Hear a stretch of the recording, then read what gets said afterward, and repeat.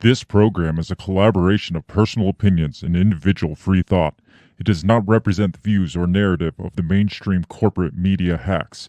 Viewer discretion is advised.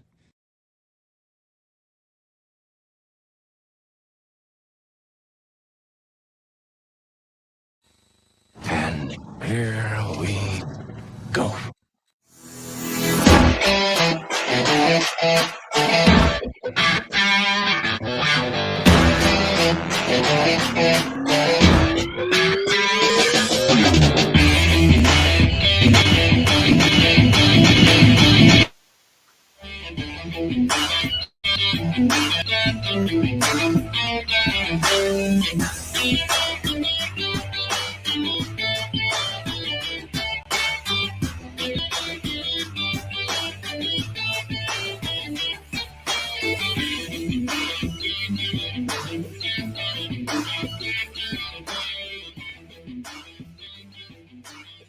Ladies and gentlemen, boys and girls, welcome to the Break the Bell podcast, the show where we never have our shit together right at 7 o'clock. Yes, hello, beautiful bell breakers. It is good to be here and not have my shit together. It seems like every week this last year, my audio has just not been right. Well, I switched computers, so it's just different every freaking week. So, and you were late, and I said you were late, and then Derek called us out for being late. Derek Ambrose says, "You're late." We are late, but I mean, do you expect more from us? I was going to say, if we were on time, there'd be more things messed up. That's definitely true. I don't know how many times history shows it. I don't know how many times I've thought that I have my shit together. I thought I had my shit together tonight, and then the audio just was all fucked up. So if I was here earlier, then things would really be messed up. But it was already messed up. So maybe if you were here earlier, maybe it would have been better this time. I don't know. We're here. That's all that matters, and we're talking about stuff tonight. Just stuff. Random stuff. Yeah. Election cycles officially kicked off. Yeah, I'm not ready for that, man. Some of the Republican candidates visited our home state of Iowa here, and apparently we missed all the fun. Yeah, well, we should have known, right?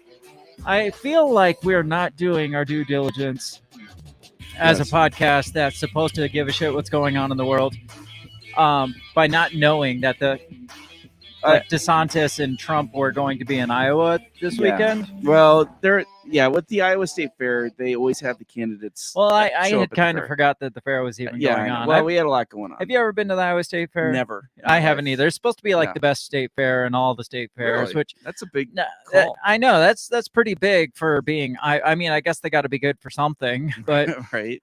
They always have some really good headliners for musicians.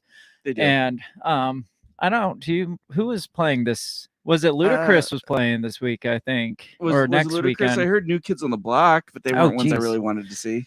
Oh man, it's like 90s haven sometimes. Yes, so because it really is. Lately, it has been. Yeah. So I mean, they got to attract us people with supposedly that they think we have money now, right, to go and watch those things, but we really don't. So we just don't go to the state fair. Maybe we should, but apparently DeSantis showed up, and then Trump showed up and trolled him hardcore. And would you expect anything less? No, absolutely not. And the headlines are defying all the customs of whatever customs candidates have for the Iowa State Fair. I guess. Would you expect anything less from Trump? Well, exactly. You said that's going to be a response to everything I say. Yeah, I know, right? Well, would you expect anything less? What would have been cool is if Trump showed up, right, and it comes down out of a helicopter, and he's like, "DeSantis, you son of a bitch," and they It should have had a freaking cage fight, Zuckerberg and Elon Musk were supposed to have, but then Musk bitched out because he has a sore back or something. Right, and apparently the AI version of Mark Zuckerberg, he updated his AI to have abs and shit. Have you seen those pictures? No. He leveled up to ab Zuckerberg. Wow. So I think he scared off Tubby Musk. He must have. Yeah, so, that's all it takes. I don't know, but all I know is it's not happening as of right now, and I'm really upset because that would have been trash talk. you would thought. Yeah, how do you take that seriously, and then all of a sudden you're like, oh, my back hurts, I can't do it, sorry. I mean, you just look like a little bitch in the situation. It's true. A little bitch compared to Mark Zuckerberg, no less. I mean, that's not good. That is like next level little bitch. So right. I mean, I feel like he's doing us a disservice. Yeah. I don't know. He needs to change his X to pussy. Exactly. Derek says, oh my God, you both bring shame to Iowa by never being to the fair. I know. But in fairness, we bring shame to most things that we come in contact with. So, and neither of us are native Iowans. That's true too. So Derek also says, I just go for the people watching and all the food on a stick because fuck plates and silverware. Now I want to go try the fried butter on a stick. I want to try that as well. Yes. Nothing screams like degenerate eating fried butter on a stick. There's a lot of good foods I've heard that are there that I want to try. Yeah. That it's like fried anything. Yeah, right. Or dipped in chocolate, deep fried. Deep fried Twinkies. Yes. I mean, I don't like Twinkies, but a deep fried Twinkie, that sounds pretty amazing. Also in the news, apparently Maui is experiencing like some small wildfires and stuff, like little flare-ups here and there. So we might talk about that. And obviously, is climate change, of course, or conspiracy theories. There's only those two options. Laser weapons. Laser weapons are definitely one of the main like culprits here. It's funny how we go from it could be climate change or it could be lasers. It's so true with like everything American these days. It's like, well, we've got, on one hand, we do have really bad climate change. On the other hand, we do have laser weapons, and it's only obviously one of those two options. And I think they tried to sound less crazy by saying, what was it? Direct energy weapons. It's that's a fucking laser. That is a laser. It's just a more like normie acceptable word for fucking lasers. So we're going to talk about that too. That's going to come in the second half. We're going to kind of touch on some of the election stuff. I wasn't ready for a full-blown election cycle. I mean, we're kind of getting into the freaking thick of it, but I'm just not ready for it yet. Well, yeah. And a lot of it, and we'll get into this, but a lot of it is just the usual players. Right? Well, yeah. I mean, it comes down, like, it basically is going to come down again to Donald Trump, who the Republican Party is like trying to stuff all these other candidates down people's throats, and all the diehard Republicans are like, no, we just fucking want Trump. And they're like, no, try Mike Pence or try DeSantis. He hates the gays. You hate the gays. He hates the gays. Right. What about Mike Pence? He believes in the Constitution. What about and he's anti-abortion, and he's deeply religious, religious. What about this random chick who happens to be like the first Indian American to run for president? Nikki Haley, she ran last time. Yeah, exactly. Or Chris Christie. I mean, he likes. Why is he back? He likes fried food on a stick. Clearly, you Iowans would like him. It's funny because he's touted as the anti-Trump candidate, right? And it's like he was like on his knees for Trump. In the last election. He was eating all of Trump's literally all of Trump's leftovers. I mean, what is there anything likable about Chris Christie? Like, is there one likable quality about Chris Christie?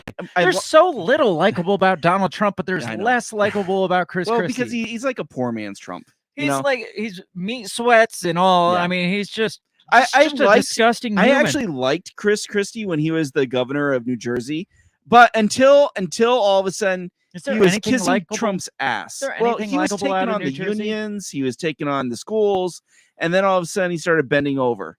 And it's like, come on, man. And he was so close. He was so close. Somebody that looks like a fat mafia boss take on the unions. How does that work? Yeah. Well, maybe he was pretending to and getting some money on the side. Probably. I don't know. But then on the other hand, we have on the Democrat side, they're just stuffing Joe Biden down their throats all the Democrats are like, can we literally have it? Look at all the options the Republicans have, and they don't want options. Can we have any other options? And they have freaking Joe Biden. They have Kennedy. Kennedy. But he's going nowhere because the left hates him. Oh yeah, because he doesn't like vaccines. And then there's Marianne Williams. Yeah, she's a guru. She's a new age writer. A new age guru. And I mean, why not? I guess. Yeah. And maybe Michael Obama. Yeah, right. And I don't know. It's funny because when I was looking up the candidates. President? Yeah, right. It's coming. When I was looking up the candidates, like I was looking on like mainstream and left wing sites, and they paint Biden to look like the most successful president in history. Based on what? Passing the infrastructure bill. What has that done though? Like fighting Russia through Ukraine. How's that going? Lowering drug prices. How's that going? Yeah, right. Fighting off the coronavirus and lowering unemployment from 6.3% to 3.3%. Sure. Which is all just cooking the numbers. Because the unemployment rate was so high because everything was fucking shut down when he took office. So obviously. Yeah. Oh, I don't know. We'll get into some of that. Again, I'm not going to spend all episode. I didn't want to do a full blown episode because then the Maui shit came up and I was like, oh, there's a fire. And then you're like, have you seen the conspiracy theories on Maui? I was like, no, but I'm going to look into it. Now I'm going to look into it. Yes. So we got to talk about that because I mean, it's crazy town. So we got to even if you don't believe it. Yeah. It's interesting. Too many coincidences. Right? Yeah. We have to reside there for a bit because I'm fucking crazy. That's why. So I guess a lot of the Republican candidates are going to be at the Cattle Congress in Waterloo. Oh shit! Here within the next month or so. We gotta go. I was thinking that as well. To the cattle concert. Cattle what? Congress. Oh, I thought it was a concert. That would be better. That would be even cooler, right? That would be better. I mean, we heard a cattle concert out freaking camping this weekend. Yes. So yeah, we gotta go to the cattle concert. Derek says you can only collect unemployment for so long, and after that they don't count you anymore. Yeah. How does that work? Yeah. You just don't count. Well, it's kind of like the COVID numbers. Exactly. Right. It's like we just make up the rules. You've been unemployed so long. You don't even count as a employable citizen. We're just phasing you out. Yeah. You're just dead to us. So we're going to get right into this intro. Before we do, we got to obviously tell you to check us out all over social media because we're on social media. That's really the only reason to check us out because we're there.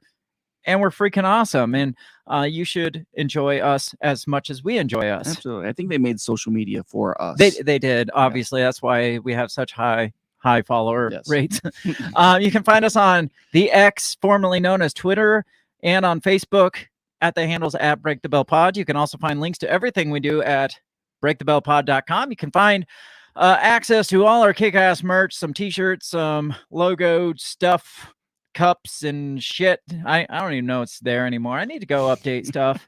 It's just been a busy summer. I know it has been. I mean, it's hard enough to get here on a Monday during the summer. So keeping shit up to date is really freaking hard. But we will get it. We'll get it back up to snuff at some point, or we won't. And I don't know.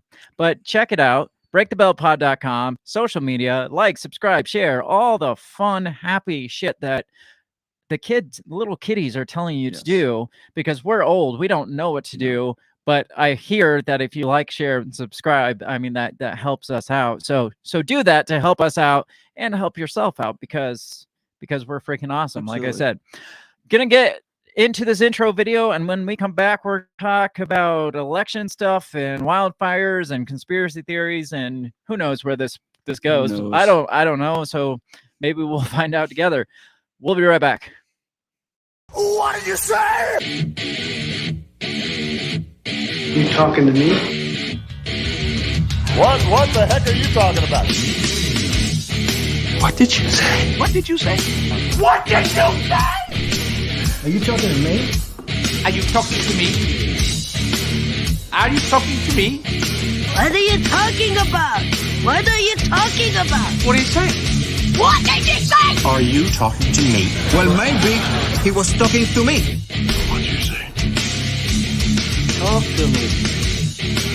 What in heaven's name are you talking about? Talk to me. talk to me, baby. What did you just say? What did you say? You listen to me. You're talking to me. Are you talking to me? What the hell are you talking about? Who are you talking to?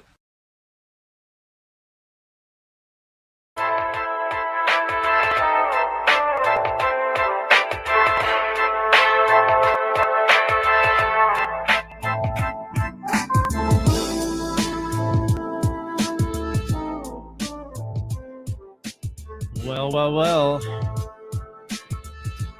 Election season's upon us. Yes. I'm so excited. I was going to say, we couldn't be more excited. Yes. I mean, it's been a long 4 years. It seems like forever ago since the last election cycle. Like, I barely remember the midterms. That's how much they're still slamming the former presidential election cycle still in our face now. Yes. Like, and it's one of those things where you see the mainstream media and it's like you're either anti-Trump or you're for Trump is how they're painting pretty much every candidate. I mean, yeah. So it's like, well, he really criticizes Trump, or he really has not come out and said anything against Trump. They would have done themselves a favor by just allowing Trump another 4 years back to back, so we didn't have gone. Then we didn't have to go through a third election cycle with Trump. Yeah, because I don't know.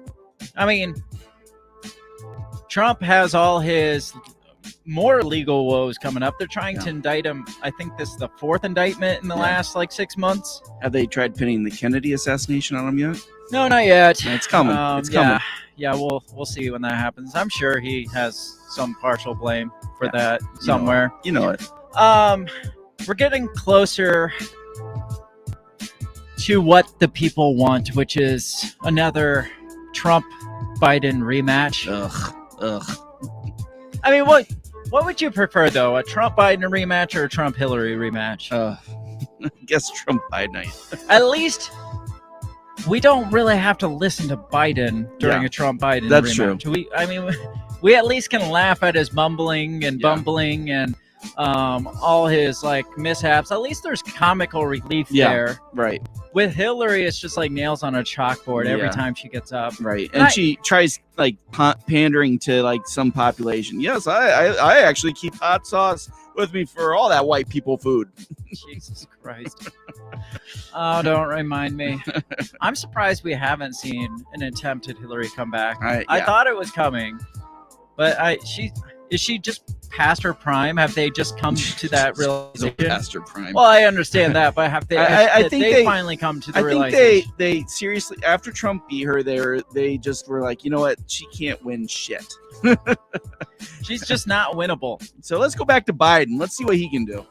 I don't know. I mean, Biden, I guess, is the perfect puppet. Yeah. Oh, yeah, absolutely. I mean, he's literally like a marionette doll sitting up there. Yes. Everybody pulls his strings, including his son. The biggest problem is just keeping his skin in place. Yeah, right. For the next 4 years while they pull his strings. Yeah, he's gonna be 82. Jesus. I mean, that's insane. How many facelifts can that guy get before they give up on him? Well, it depends on who's actually getting the facelifts. I guess. So, like I was saying, Trump, would you say he's clearly what Republicans want? Like the majority of them, at least? No, I don't. You don't think so. You really don't think? I mean, you drive through Iowa, you still see Trump flags everywhere. You still see fuck Joe Biden flags everywhere. But I think Biden is just so bad. And I think that they really play it up to this narrative that the deep state is scared of Trump because you see them throwing all these trumped up charges on him. So I mean, it just lends itself to that narrative that he's dangerous to them. They don't want him there. So we want him.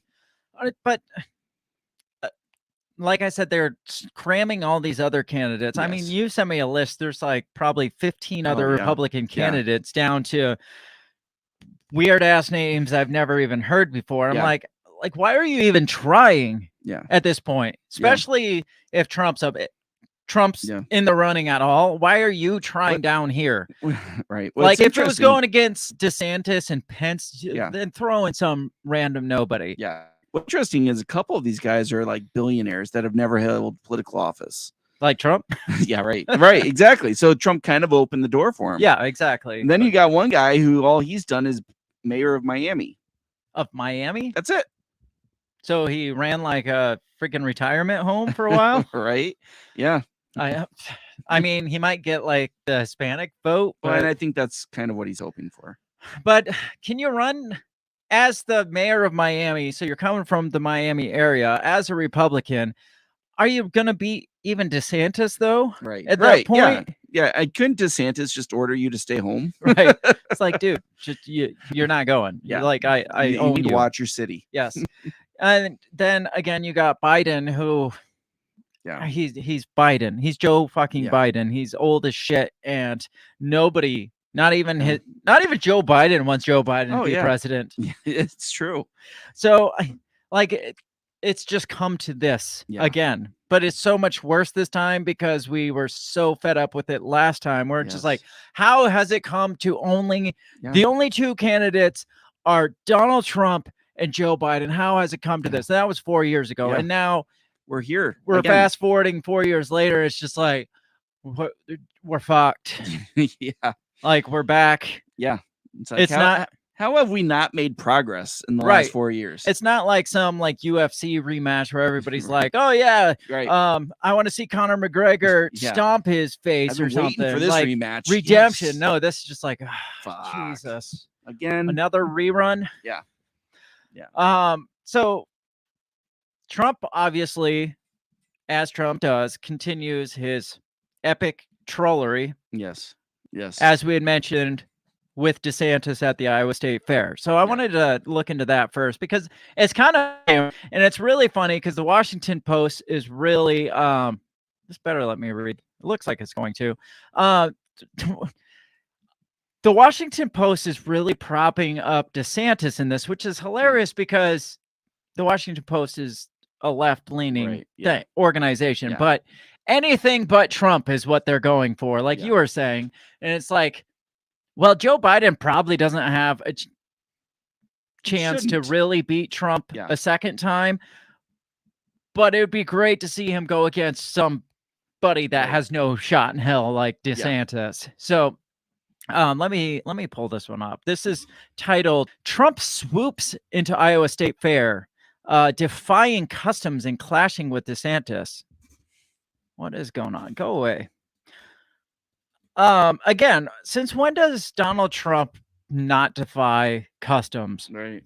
Yeah. Like his entire presidency was in defiance of customs. He's like, it's customary for me to swear in on the Bible. I'm not going to do that because I'm Donald J. Trump. I'm going to swear in on my book, which is The Art of Deal, because that book, I mean, the Bible's a good book. It's great for it's one of the best books, but it's not quite up there on par with The Art of the Deal. So I'm going to swear in on The Art of the Deal. Trump ran his campaign like a professional wrestler. Yeah, pretty much. And it's going to be about the same this time, I'm sure. So this says pork chops, protesters and the Florida governor of pork chops, protesters of the Florida governor and a swift visit by the former president were at the center of a high drama day. Now, it's a slow day in the news when this is considered a high drama day for the Washington Post. The Iowa State Fair. In Des Moines, the crowd that had craned to watch Florida Governor Ron DeSantis flip pork chops and with Iowa's governor suddenly looked towards the sky. Donald Trump's plane was arriving. They clapped and cheered. We love Trump. Some of them had chanted earlier. So wait, they literally saw his plane coming in and they're all like, Trump!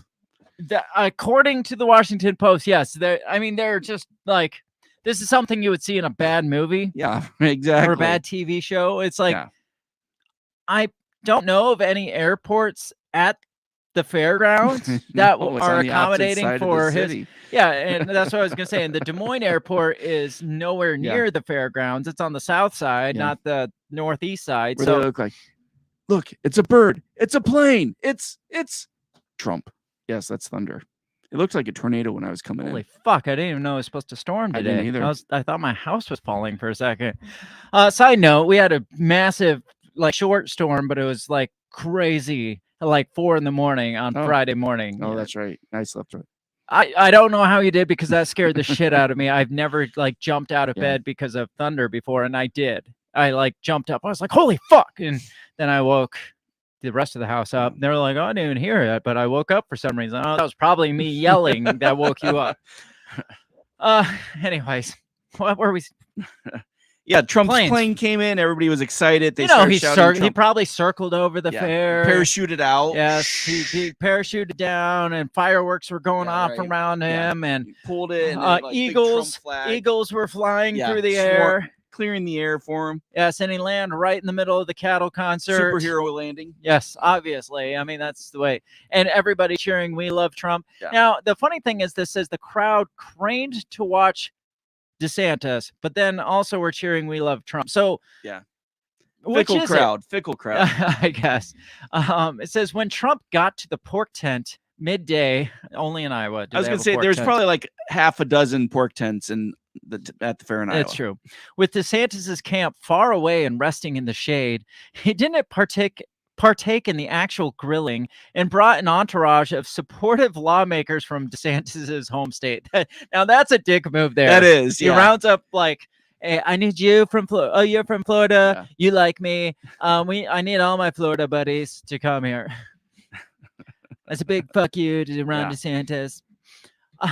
It's just so funny. Like, the fickleness of all of this, the pettiness, like, he didn't even flip pork chops. Yeah, right. How can we expect this man to run a country if he won't even stoop as far as to flip pork chops at the Iowa State Fair? To be fair, I think that should be a standard to run for president, is that you can run a grill. I mean, yeah, it's true. Yes, that's true. That's why Mark Zuckerberg will never be president, or he will. Maybe that's when he was like cooking his meats. Remember when he was cooking his fine meats? Yeah. Maybe that he was working on his presidential pose, I guess. I don't know. When Trump got to the pork tent midday with DeSantis's camp far away resting in the shade, he didn't partake in actual grilling and brought the entourage of supportive lawmakers from DeSantis's home state. They posed for selfies and passed out "Make America Great Again" hats to a crowd that clogged the fair's grand concourse. And rather than linger all day to court voters, Trump was gone before 2 p.m.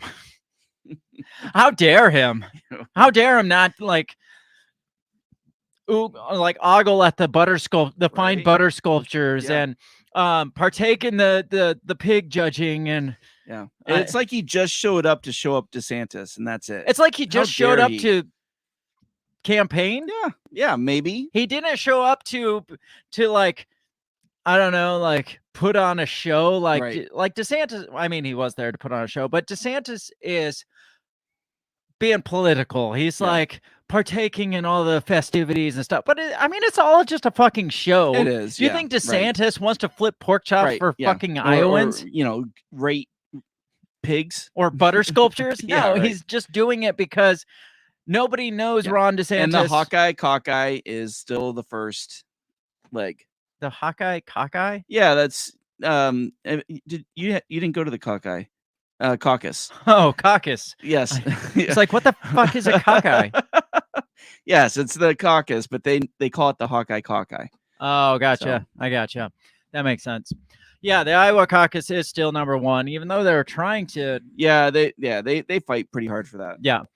So it says, rather than linger all day to court voters, Trump was gone before 2 p.m. The high drama day at the fair perfectly captured the way that the former president has flouted many traditions of campaigning while still dominating the GOP presidential race. Wait, what part of that goes against tradition? They probably come out and like schmooze the people and rate the butter sculptures and stuff. To be like, we're one of you guys. Yeah. We're real people too. We like butter sculptures too. And Donald Trump's like, And whatever, I'm here. Butter sucks. Hey guys, I'm here. I'm pretty sure he did like the same margarine. thing last time, though. I don't know that he even showed up last time. Did he show up last time? I don't know. I don't know. He's like, I actually. I know margarine. he didn't show up for the caucus. He sent Ivanka for the. Yeah. It says. Still dominating the GOP presidential race, relentlessly commanding attention and also seizing any opportunity to needle his top rival, Desantis. Trump supporters at the fair, a must-stop event for Republican White House hopefuls, passed out pamphlets bashing DeSantis's record on agriculture. And what's Trump's record on agriculture? I was going to say, has he done a lot? And a mysterious plane circled over DeSantis's Fairside chat with the taunting message echoing criticism that DeSantis is too stiff. Be likable, Ron. The Trump campaign paid for the banner, according to a person familiar with the situation. So a plane, a little like prop plane, flying around DeSantis's little Fairside chat with a banner that says, be likable, Ron. First of all, whoever came up with that, genius marketing strategy there. I mean, yeah, I kind of feel like he needed to kind of work on that slogan a little. Right. DeSantis, in turn, told reporters that Trump's tactics on Iowa's popular Republican governor Kim Reynolds were totally out of bounds. I don't know. What happened with him and Kim Reynolds? Basically, he said that he was responsible for Kim getting elected. Oh, gotcha. So that's totally out of bounds. Yeah. DeSantis and other presidential hopefuls embraced all the customs of face-to-face campaigning in the first in the nation GOP caucus state. The Florida governor, who was there before Trump arrived and after he left, brought his wife and 3 kids to the Ferris wheel, the Magic Maze slide, and a fair game where his son Mason walked away with a stuffed Pikachu. I'm guessing that was fixed. Yeah, right? Nobody wins those fucking games. Right? And all of a sudden, just happens to be Ron DeSantis' son. It's a Pokemon. Yeah, that's bullshit. He sat for Q&A with Reynolds, trying his best to ignore the handful of apparently liberal protesters who made a ruckus for 10 minutes straight. Those ruckus-making protesters, until law enforcement physically removed them. Trump, in contrast, blew off Reynolds' Fairside chat with candidates and showed off his star power. An echo of his first run in 2015 when he arrived at the fair by helicopter. There you go.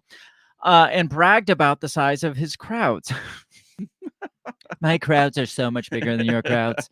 Well, it's not how you use the crowds, or it's not the size of the crowds, it's how you use the crowds. Sounds like he's compensating. It wasn't clear that many voters here would hold it against him. We don't need that traditional candidate, said Iowan Jason Bruce, who sometimes wishes for a more professional candidate, but said former president with his bulldog attitude remains his top choice. See, and so he did the same thing last time. So why is this? Why is everybody acting shocked? I know. It's like he just comes in, rolls over the competition, and he's like, "Fuck you, fuck you, fuck you, fuck you. I'm running for president. Vote for me."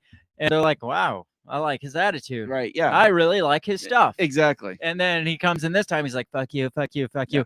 I'm running for president again." And they're like, "What? What? You still got it?" And the post is like, what's going on here? This guy just like rolls in here and doesn't participate in the fair time shenanigans, and he expects to be president again. Yeah. Now, and I could expect this if it was the what's the Des Moines whatever it is.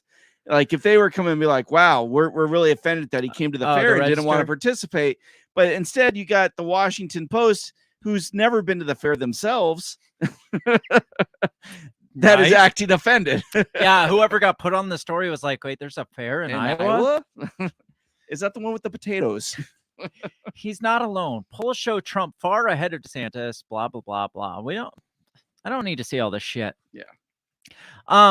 So what do you think of his tactics at the fair? I mean, it's Trump. You know, I mean, it's show up. You know, it's you're the star. Everybody else should be kissing your ass, and you do what you came to, and then you don't need to stay. Now, I understand somebody like DeSantis going in and hanging out and carving butter and braiding the cows and flipping pork chops and stuff, because nobody fucking knows who you are. Like exactly. This next paragraph is like, watching DeSantis at the pork tent Saturday, Marie Todd, not Mary Todd, not Lincoln, was charmed by the governor's procession around the fair with his family. My husband said he's the one carrying the little kid on his shoulders, and I love that. Now, they're focusing on the fact that he's carrying around this kid for a photo op. Probably not his kid. Which is kind of creepy. The point I take away is she had no fucking clue who he was until her husband's like, "Oh, I think it's that guy with the kid on his shoulder." Right. I think that's DeSantis. So he needs that. Yes. Trump doesn't need to do that. Everybody already knows who he is. Right. They see the hair flapping in the wind and they're like, "That's Trump." They could see it from the plane. So he doesn't have to carry a little kid on his shoulders. His tiny hands probably couldn't pick him up anyway. Right. He just rolls in and he's like, "I'm Donald Trump and I approve this message." And they're like, "I don't know what message it is, but I like it." And he's like, "I'm out, bitches." And they're like, that guy right he there. He still got it. And DeSantis was like, "Look, I got a kid on my shoulders." Like, did you see Trump? He just like, he's like Batman. He just like appeared and then he's gone when he turned around. So I don't know what, like, I don't see drama that they are like. They're like, "Oh, there's all this freaking drama." It's just like they showed up and they left. But you're exactly right. Things. Is that the other candidates need to they need to show people who they are, right? They have to show them in real world settings with their sleeve rolled up, throwing the baseball to hit the bottles, you know, to win the Pikachu. That they need that, where Trump doesn't need that. Trump can show up, piss in the gold crusted porta-john, which actually was a butter sculpture that he didn't know about. I was gonna say he could literally piss on a butter sculpture, and everybody they'd be like, "Can I buy that?" The butter sculpture. Right. It was probably a butter sculpture of Biden. Oh God. So Iowan John Lamberto, who is 64, supports Trump, and said Trump's overlap with DeSantis at the fair was brilliant. And I agree. It is. Yeah. Like, don't be the first to show up. Show up fashionably late and be like, "All right, I'm going to interrupt all of y'all." And DeSantis is up there like, "We hate the gays." And everybody's like, and Donald Trump's like, "Hey, guys, I'm over here." And they're like, "Wait, who's Donald Trump's here?" And everybody, he's like, "Come back. I still hate the gays." Yeah, right. Yeah. He's like, "Look to see what I'm going to do with Disney World this time." And then poof, Trump's gone. And he's like, "No." And everybody's like, "Oh man, where's Trump? Where's Trump?" And then DeSantis is trying to talk, and they're like, "Man, I wish Trump was still here." "Hey, you guys want to go get a funnel cake?" Yeah. I mean, it's just, it works. It works for him. Yes. Not saying I support him, but on a marketing level, like I go back to marketing levels a lot because I took marketing, I guess, a couple of years ago. And so, like, from a marketing perspective, it's smart. It's a smart move. Like, who fucking cares from there? Right. Like, the Trump supporters there didn't care that DeSantis was there, didn't care that Trump showed up late, didn't even care that Trump left early. They're just like, "Well, Trump was here. That's like the highlight of the fair is Donald Trump is here." And if you look at the news reports, nobody's saying, "Hey, you know, DeSantis had a great showing with the kid on his shoulders." They're all like, "Holy fuck, did you see what Trump did?" Trump trolled DeSantis. Yeah, and with the plane. And that's the headlines. It's not Trump. Well, the Washington Post tries to play it off. Well, Trump just looked like an asshole because he didn't put kids on his shoulder. Yeah. But the Washington Post doesn't like Trump anyways. Anybody who had any kind of fondness for Trump would be like, "Holy shit, that was awesome." Now, the funny things were the people that were there trolling DeSantis, like the anti-DeSantis people. Sure. This says the snags didn't end here. His mic cut out for about a minute towards the end of his. Oh, let me go back up. Okay. Because he's talking. He had a speech thing. And people were heckling him. Okay. And last time people heckled him, he like didn't even get to finish the speech because they just heckled so hard. So he tries again. He says, "It's great to be here. We appreciate how nice everybody is." I mean, that's campaign slogan, right? That's a winning slogan. Right. I like how nice people are. DeSantis said over the cacophony, as the cameras pivoted to the protesters now shaking a cowbell in the face of a man trying to confront them. The noise kept up until law enforcement forcibly pulled them back past the portable toilets, prompting cheers in the audience, all as DeSantis went on like nothing was happening. The snags didn't end here. His mic cut out for about a minute towards the end, and the governor met some hostility later in the day as a handful of critics yelled, "We say gay," and "Gay, gay." It's a good thing they got that cleared up. Apparently in response to the DeSantis administration's polarizing school policies, which prohibit classroom instruction on sexual orientation or gender identity in public schools through high school, with limited exceptions. I'm glad they cleared that up for us, but I think it's hilarious. It is. I mean, the biggest thing we have DeSantis gets out of this is people chanting, "We say gay," and then Donald Trump interrupting him. That's like they're trying to prop him up, but that's like the highlight of his time there is, well, I was flipping pork chops and Donald Trump showed up and some guy yelled gay in my face. Right. Yeah, exactly. Great. You're going to be president, obviously. So do you see DeSantis as having any hope in this unless like Donald Trump potentially goes away for a little while? Yeah, I mean, if Trump goes away, yeah, sure. I mean, it's fun because I was gonna say, you know, I'm interested to see how the debates go, but we all remember how the debates went with Trump the last time, right?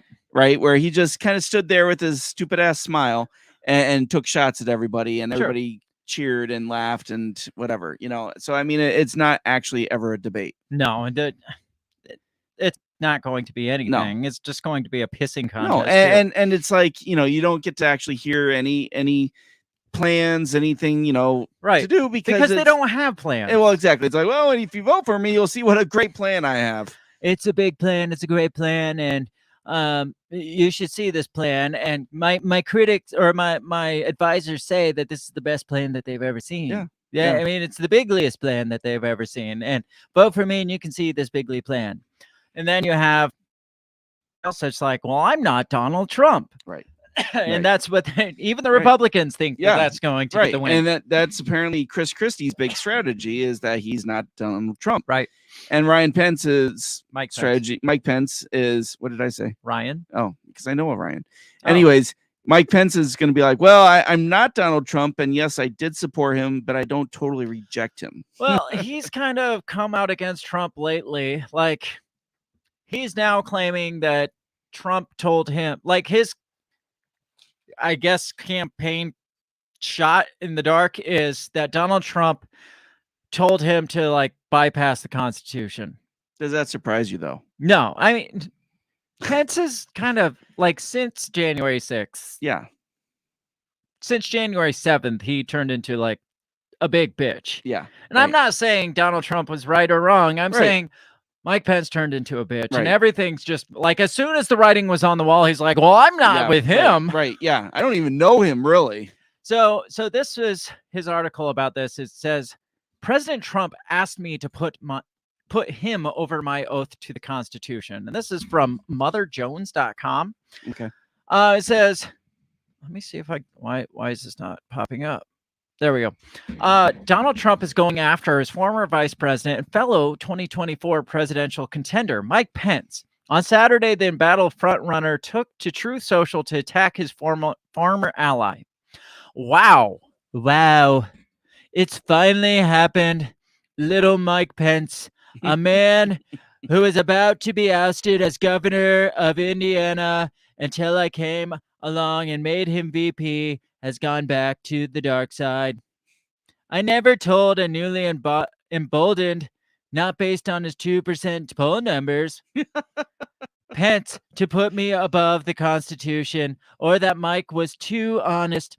He's delusional, and now he wants to show he's the tough guy. Wow.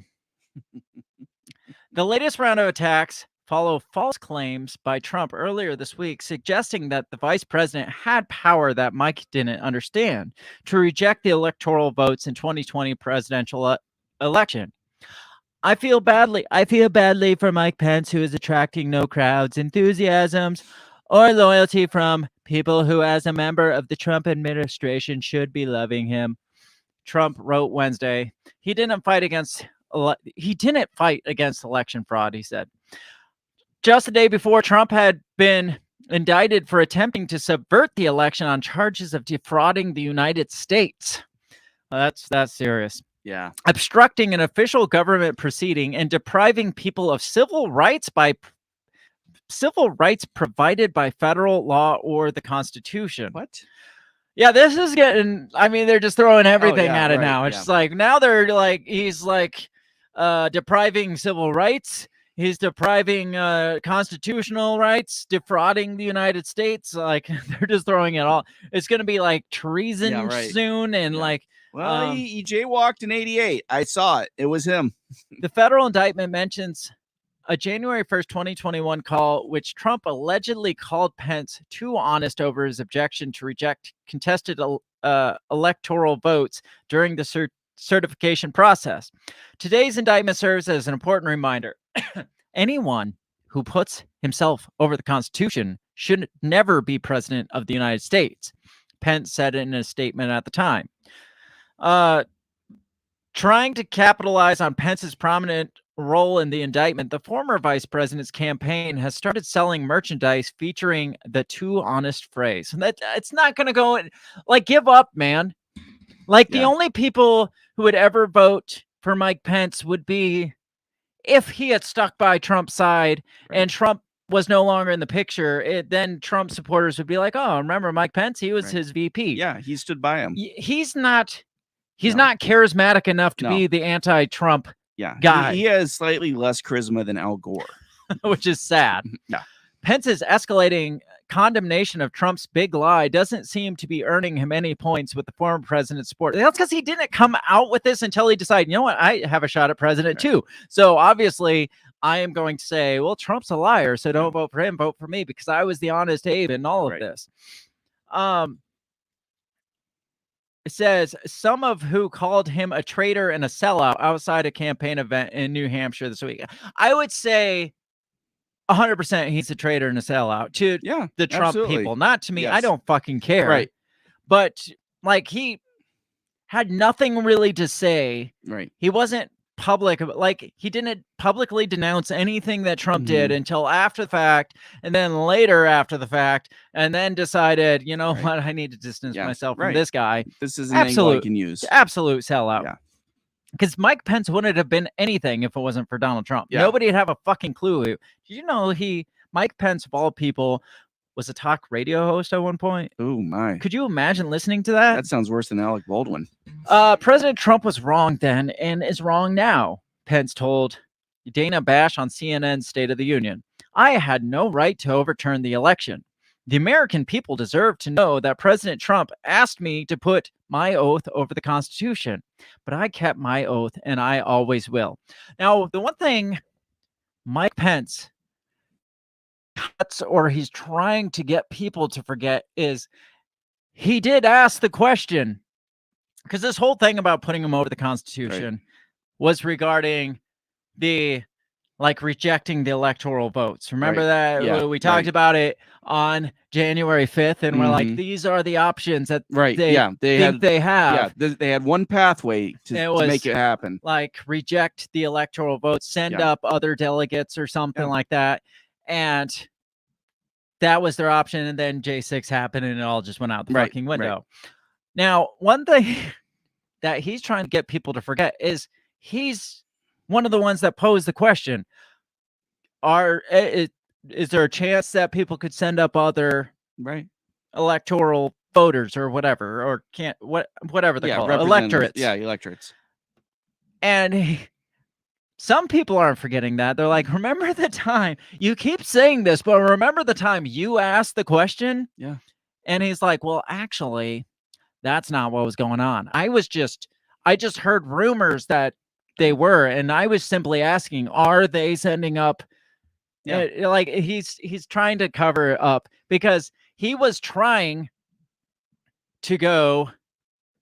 It says the sexual tension between you two is real. Just kiss and spoon feed each other mayonnaise already. Mike Marcello. I don't know what that means. Is there mayonnaise does sound good. Mayonnaise does sound good, but yes, I mean we've dealt with our sexual tension between each other a long time ago. We've been doing this show for 3 fucking years. I mean, you missed that episode. Go back and find it. It's you are way behind the curve. Pence. So this article says Pence says he doesn't recall whether White House filled him in on the fake election plot.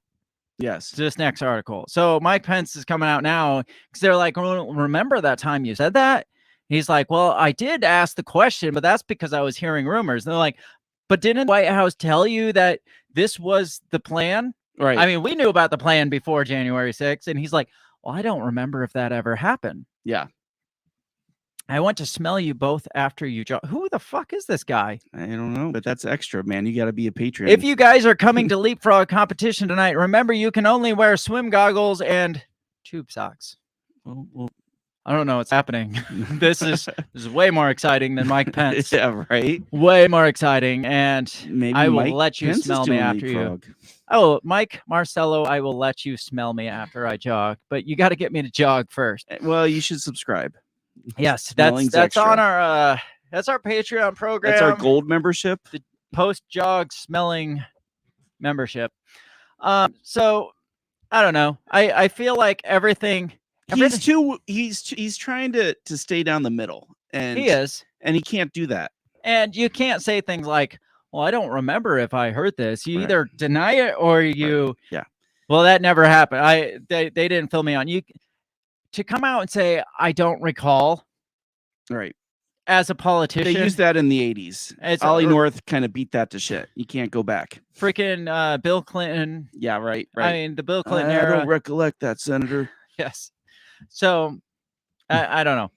Mike Pence got a shot in the dark against Donald Trump. No, not even close. I bet he's out before the Hawkeye cockeye. Who do you think has a better? If it came down to Desantis and Mike Pence, who do you think has a better shot? DeSantis. You think so? Yeah. Okay. I've heard people talk about DeSantis. People that that follow the news, follow the election cycles, and they're excited by him. Oh. By DeSantis? Yes. Excited. Like they use the word excited. Yes. I mean, they're only excited because he ruffles feathers with Disney and shit like that. Right. And with the whole don't say gay stuff. But I feel like they also think, I mean, he's a viable candidate because of the way he's ran Florida. But unfortunately, again, Trump kind of trumps that. Trump trumps everything. Let's move to the other side quickly. About over the election stuff already, but we got to talk about Biden. Oh, hi. I don't want that at all. Real quick, what is your thoughts on? There's the gentleman from the billionaire. What Schwami was his last name? I don't know. Okay, so he was a Michigan millionaire. Okay. Or billionaire. Sorry. I was going to say millionaire's not much these days. Hedge fund guy. Yeah. What are my thoughts on that? Yes. He's probably a fucking crook. Yeah. Right. I mean, he's probably like your stereotypical corporate Republican. Oh, yeah. Yeah. Like hedge funder. Like, I mean, there's not much more to say there. Right, like, hedge funder isn't going to go too far. I'd rather have a real estate mogul over a hedge funder because I don't know. Yeah. It no interest there whatsoever. Okay. So there's this major Biden prop up effort going on. Of course. I got this. Apparently it's a video. I thought it was an article, but just the headline says it all. Vice President Kamala Harris is expected to play a leading role in the Biden-Harris re-election campaign. How does that make you feel? I think makes me very excited. Yeah. We're going to be seeing more of Kamala Harris. I'm really surprised. She's playing a leading role. I thought that maybe they would try to shuffle her. I did too. It says in a new memo, the Biden-Harris campaign is highlighting how Vice President Kamala Harris will spend her time on the campaign trail.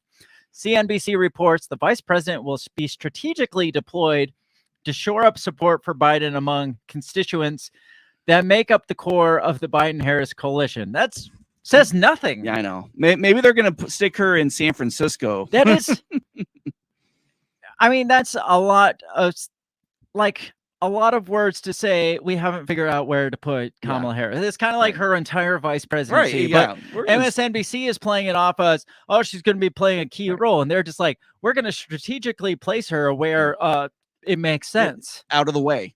Yeah, exactly. It's just like she has no fans. I mean, seriously, nobody likes her. Strategically deployed to shore up support for Biden among constituents. Isn't that like the entire campaign is strategically deploying to gain support from constituents? Yes. Yeah. It's like that's not saying that's what anything. vice presidents do. Including young people, people of color, and women. MSNBC political analyst Julian Castro joined American Voices with Alicia Menendez to discuss Harris's growing role heading into 2024. So we have a growing role to look forward to by I'm sure Kamala Harris. Yeah. So how does that make you how does that lift your hopes for the 2024 election cycle? They're probably gonna send her to some college campuses to speak, and then they'll put some like fluff piece on about how she's inspiring women. Oh yeah, and lifting up the female vote, right? Derek Ambrose says Harris will play the same role in the re-election as she did in the role dealing with the border. Yeah. Yes. Although I would like to see her debate whoever Trump's vice presidential pick is going to be. That is a great question. Yeah.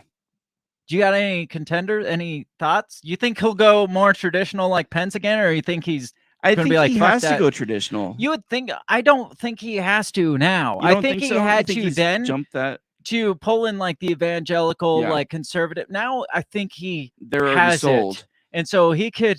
He's going to grab Carrot Top. I don't think he's going to pull in somebody that's going to tell him no or be like, you're kind of a dickhead. Yeah. No, he's going to. Well, he's going to pull in somebody that. Nikki Haley. You think so? Nikki Haley. I'm calling it. Maybe. I don't know. Does he still like Nikki Haley?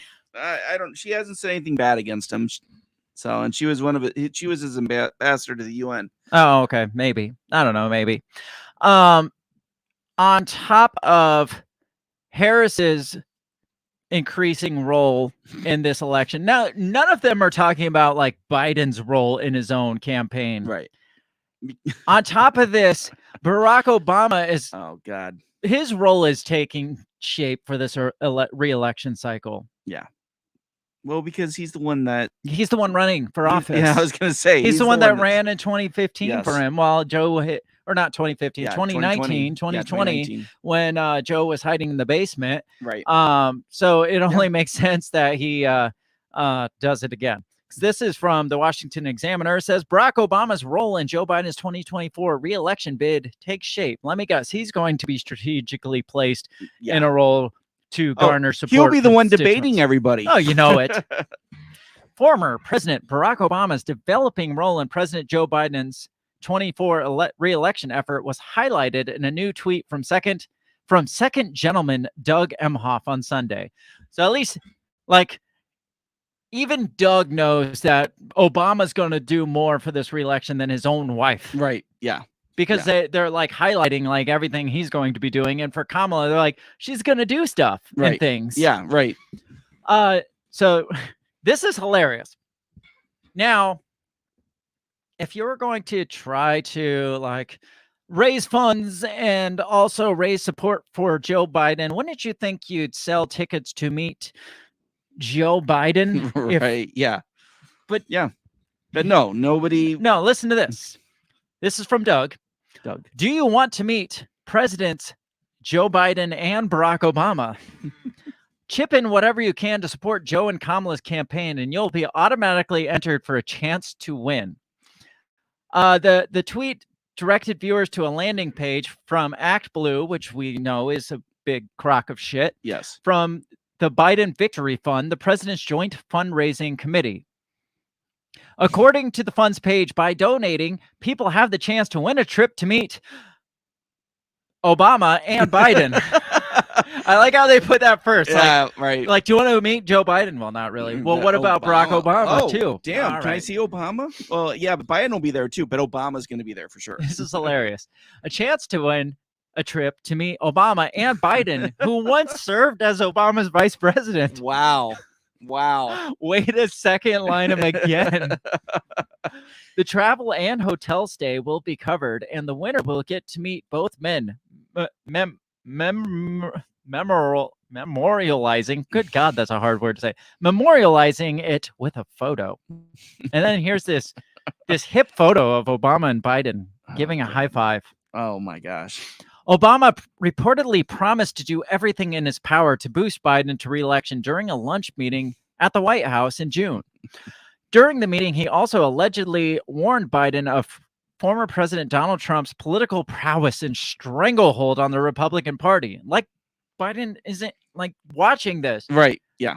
It's like, you're not the former last president. Like, you need to be aware of this. Like, some things to look out for. Like, Biden has been seeing, you'd think he'd be seeing Trump's prowess for the last 4 years. Right. Yeah. Or the entire time he was president. And they're like, he's like, Joe, I just want to warn you. I know you're trying to be president, and just a forewarning, Trump has prowess. And he's like that's a big nothing statement there. In a statement to the Washington Post, senior advisor Eric Schultz said, "We place a huge emphasis on finding creative ways to reach new audiences, especially tools that can be directly tied to voter mobilization or volunteer activations. We are deliberate in picking our moments because our objective is to move the needle." As Biden enlists the help of prominent Democrats across the country, the help of Obama is likely the most beneficial. Obama, who survived his own re-election in 2012, is the most famous former president, according to 2023. Our 2023 survey there's from YouGov. 2 of them. Yes. That are left alive. 3, I guess, Bill Clinton. But he's hiding out. Yeah, because Jimmy Carter finally died. Oh, no, right? Jimmy Carter's still alive. Is he still alive? Yeah. I don't know. Damn, I forgot. He is still kicking around. He is also the 8th most popular, behind only former presidents Dwight D. Eisenhower, Thomas Jefferson, Theodore Roosevelt, Franklin Roosevelt, George Washington, JFK, and Abraham Lincoln is the most popular. Wow. Yes. I thought Ronald Reagan would be before Obama. Obama is also the most popular politician in the country per YouGov second quarter rankings. Biden's vice president Kamala Harris is 6th on the list. Bullshit. And the current president himself is 11th. Okay, I believe that. There's no way you're going to tell me that Kamala Harris is number 6 for most popular politicians in the country. Yeah, there's no fucking way. Derek says, each ticket to see Joe comes with a free ticket for a child, of which he promises to smell. Yes, indeed. So I don't know. Like, what do you think of this election cycle so far? I mean, it looks like the last one. So, you have Trump being Trump. Yeah. You have Obama being Obama. Well, I was going to say you have Obama running Biden's campaign, which he has to. I mean, Biden, the most electrifying man in politics today, number 11, right? In the who got the voted by the highest percentage 80 ever. million, 80 million, yes, but he's number 11, and he's number 11, got 80 million, has to rely on number 6 Kamala Harris and number 1 Barack Obama to pull in the votes. Yeah, I don't know. It's no wonder they're working so hard to indict Trump. Yes. Oh, they have to. Because number 11, that says it all. Yes. And Trump probably doesn't even get on that list because he's probably disqualified because of indictment. So we can't put him on there because he's under criminal investigations. So I don't know. I'm over it already, and it just begun. It's not even 2024 yet, and I'm over it. With all the song and dance that's going on, you still know it's going to come down to Biden and Trump. Obviously, yeah. I mean, it still is, unless something major happens, like Trump is sent to prison and can't run. He would still probably run. Well, he would still run. Trump or Biden dies, right?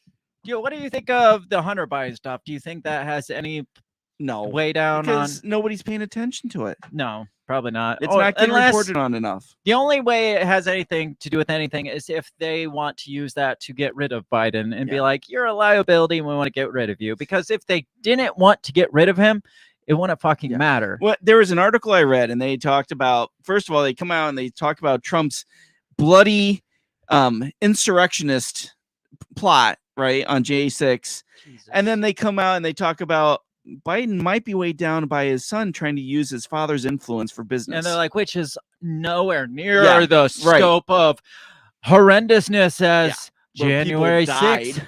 Right? Yes, exactly. I mean, so that's how they're painting it. I've read a couple of those. It's like both candidates, blah, blah, blah, because Republicans keep comparing Joe Biden's to the horrendous actions of Donald Trump. Yes. Of J6. Right.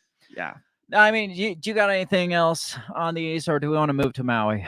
No, like I said, I mean, I'd rather move to Maui right now. We'll move to that dumpster fire and get away from this one. I would literally rather move to Maui right now than go through another 2024 election cycle. So it would have been so much nicer if Biden and Trump just disappeared and let new people come in and duke it out. Yes. We are going to go to break. We're going to relieve our sexual tension between each other. And then when we come back, if you're just joining in, that was weird. That was really weird. But if you've been here a while, it's still probably weird too. So, but you have to be a Patreon member if you want to see that. Exactly. We're going to go take a break. And when we come back, we're going to shift courses to this wildfire shit that's going on, or was going on, or went on. I don't know. It's still going on. In Maui. And we'll obviously dive into the conspiracy theory aspect of it, even though Snopes and PolitiFact and Meta all said all these conspiracy theories are false and baseless. Obviously, we got to mention them. So we're going to talk about some Maui shit here when we come back. We're getting away from the politics, so don't worry. I didn't feel we hung on that too long. No, we didn't beat that horse too much. We hit the basis of it, and we probably said enough for the entire next year or so. Right. We're going to take 2 or 3 minutes. Don't go anywhere. We will be right back.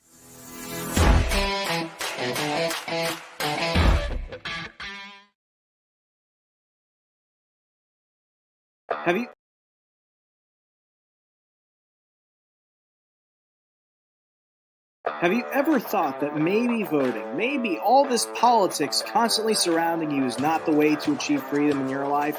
Hi, I'm Remso W. Martinez, and I ask myself the same question. That's why I'm on a journey to find true freedom in my lifetime. From learning about financial independence, to new ways to develop rugged individualism, to amazing guests living strange, crazy, amazing lifestyles that you've only thought might be real, but actually are. Go ahead and check out my new show, On the Run with Remso W. Martinez at the We Are Libertarians Network. You can find On the Run with Remso W. Martinez on iTunes, SoundCloud, Stitcher, Google Play. You know how the internet works. Come on down and let's discover how to achieve real freedom in your life together. Hey everybody, I just want to take this time to give a big shout out to the very first sponsor of the Break the Bell podcast. That is Goulash Media. They can be found at goulashmedia.net. Goulash Media specializes in graphic design, web design, audio recordings, video work, wedding videos, music videos, even political campaign videos. Goulash Media caters to the little guy with the big vision. You can check them out at goulashmedia.net. That's GOULASH media.net.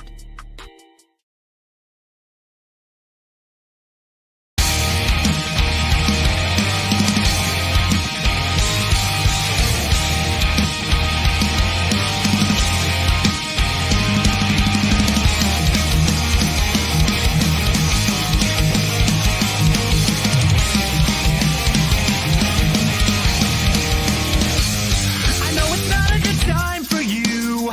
You've got too much on your mind to be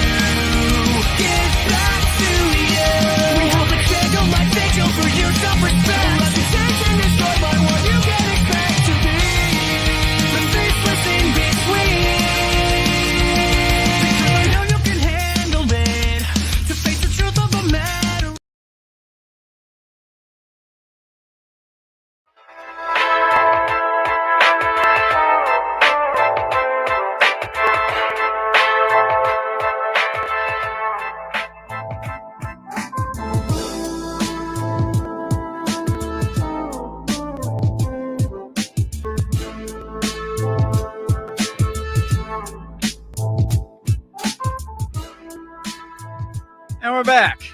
We are. Do you feel relieved? I feel relieved. I took a piss. Yeah, good. And my tension is relieved, I guess. Good.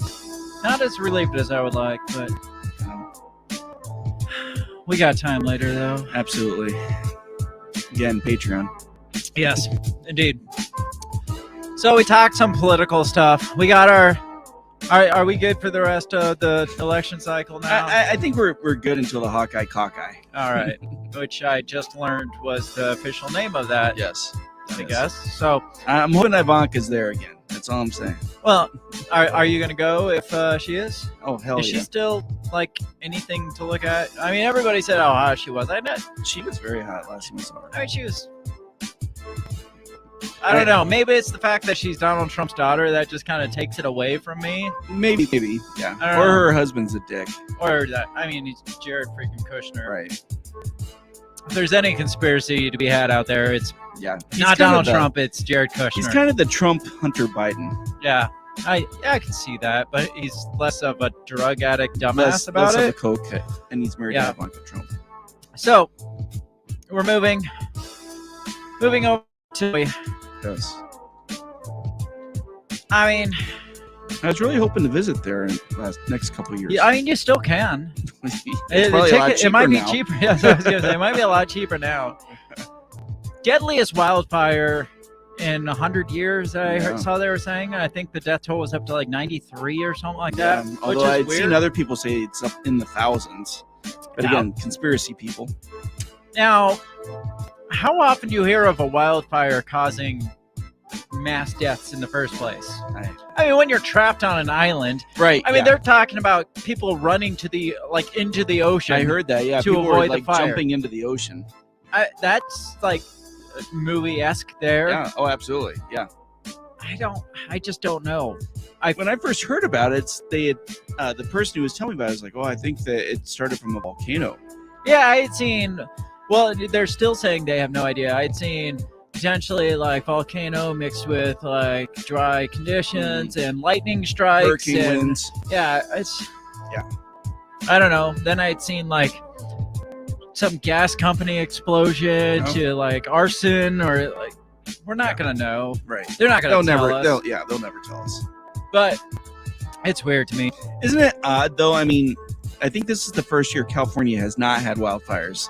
And Canada erupts in Hawaii. Canada and Hawaii. Hawaii's in the water. The fucking water. Right, yeah. And it's too dry. It's like you could have just been like splashing shit onto for the last like 6 months, splashing water onto your freaking property, and it would probably been okay. Yeah. Like I don't know. Has there really? I don't ever remember there being wildfires in Hawaii. I don't remember ever hearing about it either. I don't know. Maybe we just don't pay attention because it's Hawaii. It's what we do. Yeah.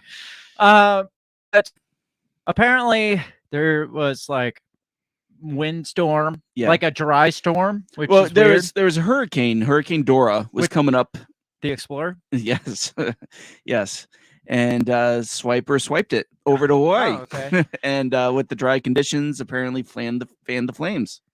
So here is a timeline how deadly wildfires took over Maui day by day.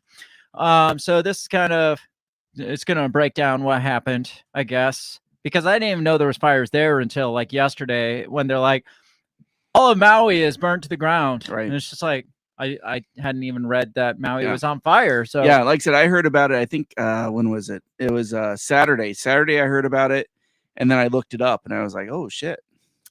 So it says a perfect storm of strong winds and dry conditions left Maui vulnerable. Dozens of people have been killed. So this is from abcnews.com. Saturday. Dozens of people have been killed in the devastating Maui wildfires that also left thousands of structures, including homes, businesses, and cultural centers, destroyed. The fires crept up on residents and tourists. From what I've heard, I don't feel like it crept up, like snuck up on them. I feel like it just like poof was there, like it blew through. Because creeping up, I feel like they could be like, "Oh, it's coming. We should probably leave." You slowly see it. Yeah, we should probably leave, but apparently they crept up on residents and tourists of the Hawaii island of Maui on August 8th. August 8th? shit, that was like Tuesday, a week ago almost. I don't know. So it was last Tuesday. Yeah, so I heard about it on Tuesday. All right. So this has been going on almost a week. As a perfect storm of strong winds and dry conditions left Maui vulnerable to what state officials say has become the deadliest natural disaster in the state's history. No, I mean, there's volcanoes there. Right, yeah. Fires, we already read that. Here is how the disaster turned deadly, slowly blazing through several separate parts of the island. Monday, August 7th, Maui faced high winds. The National Weather Service recorded incredibly high wind gusts across Hawaii with a high wind warning issued by the organization for portions of Maui County through 6 a.m. Wednesday. Some regions would go on to face wind gusts up to 67 miles an hour throughout the week, which officials say fueled the strength of the wildfires across the island. Maui has been in a drought, according to the National Integrated Drought Information System, which also created the perfect storm for the incoming blazes. Tuesday, the blazes began. At 12:20 a.m., just after midnight, a brush fire was reported in the Kula area in central part of Maui, according to officials. This would become the upcountry Maui wildfire. At 6 a.m., around 6:30 a.m., actually, a brush fire of about 3 acres was reported around Lahaina Luna Road, which passed through the historic town of Lahaina in West Maui.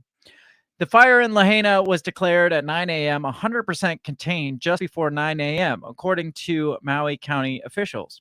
Containment indicates what percentage of the fire perimeter has been enclosed by a control line. By 3 p.m., officials reported the perimeter of the upcountry fire had spread about 1,000 acres and reached as far as Kualano Place near Kula Ridge, or Kula Lodge.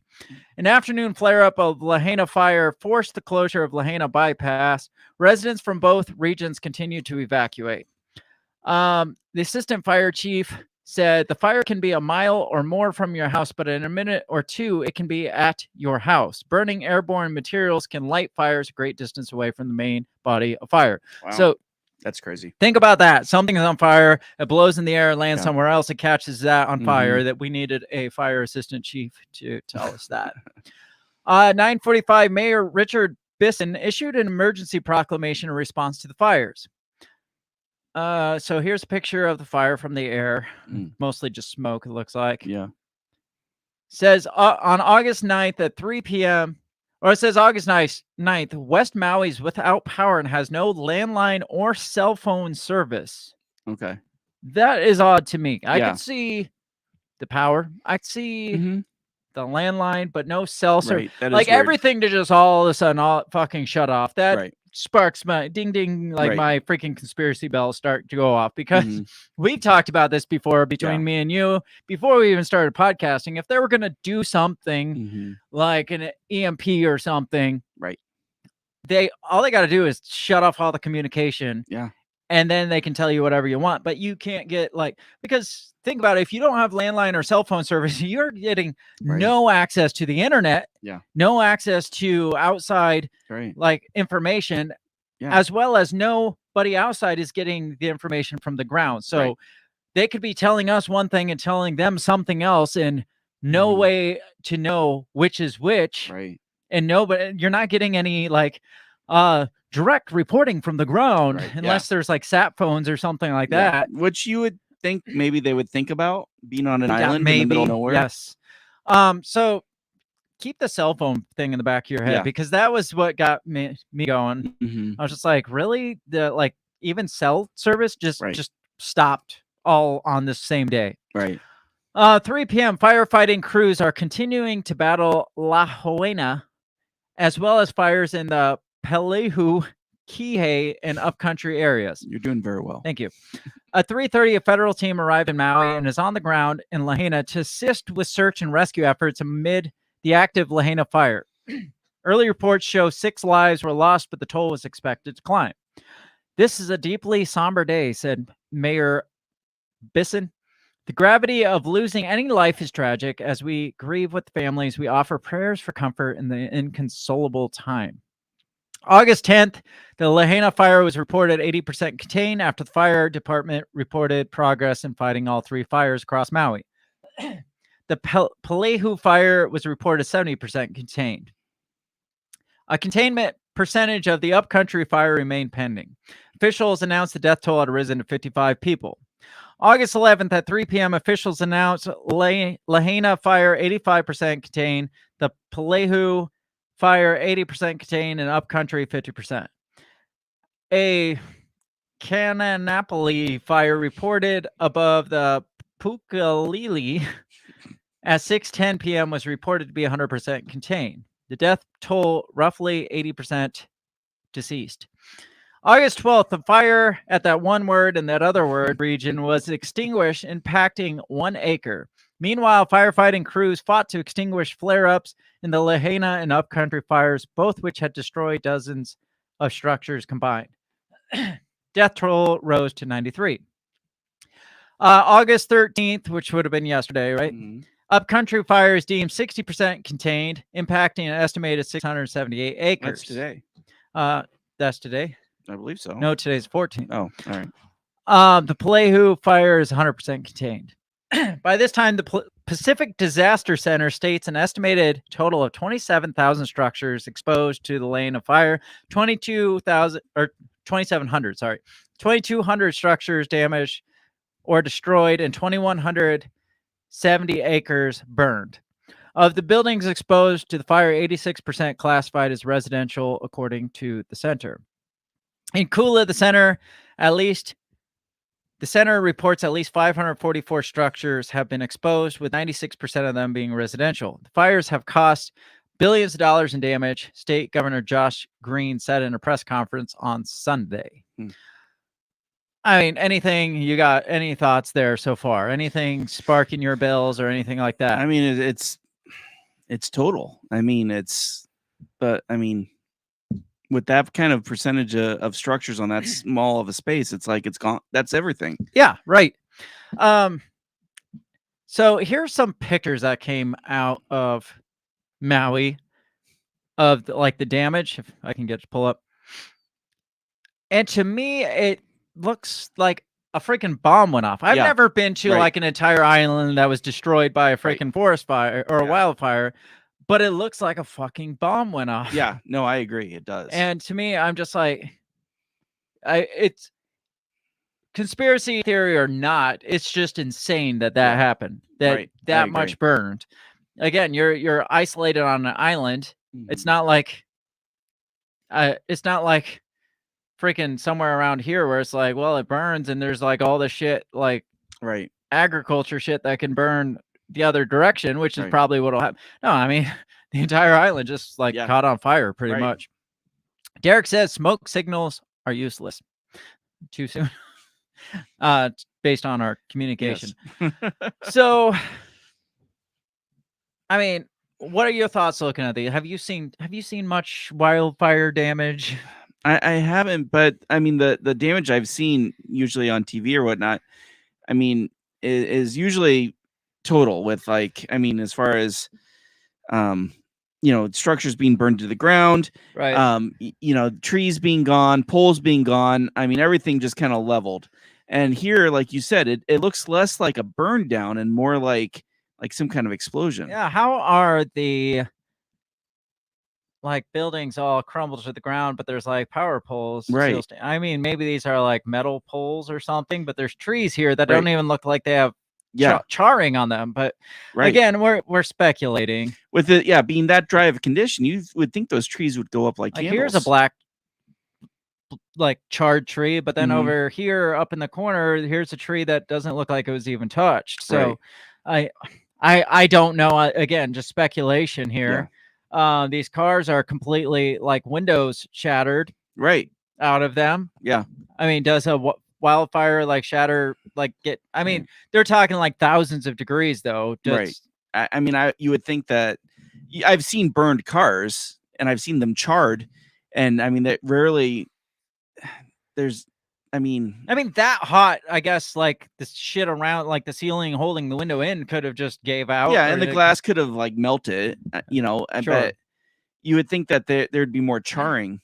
It doesn't look like it looks less burned and more like it was impacted. Right.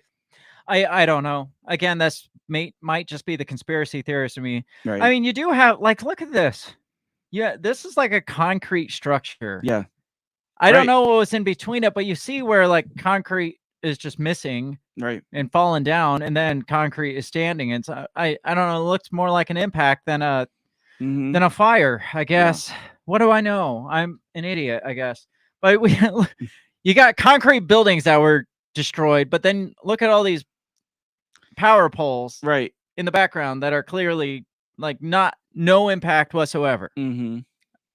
Maybe because there's nothing between. I don't know. I'm an idiot. Yeah, I'm a fucking idiot. I don't have a lot of experience with it, but it doesn't look like what I've typically seen burned. Right.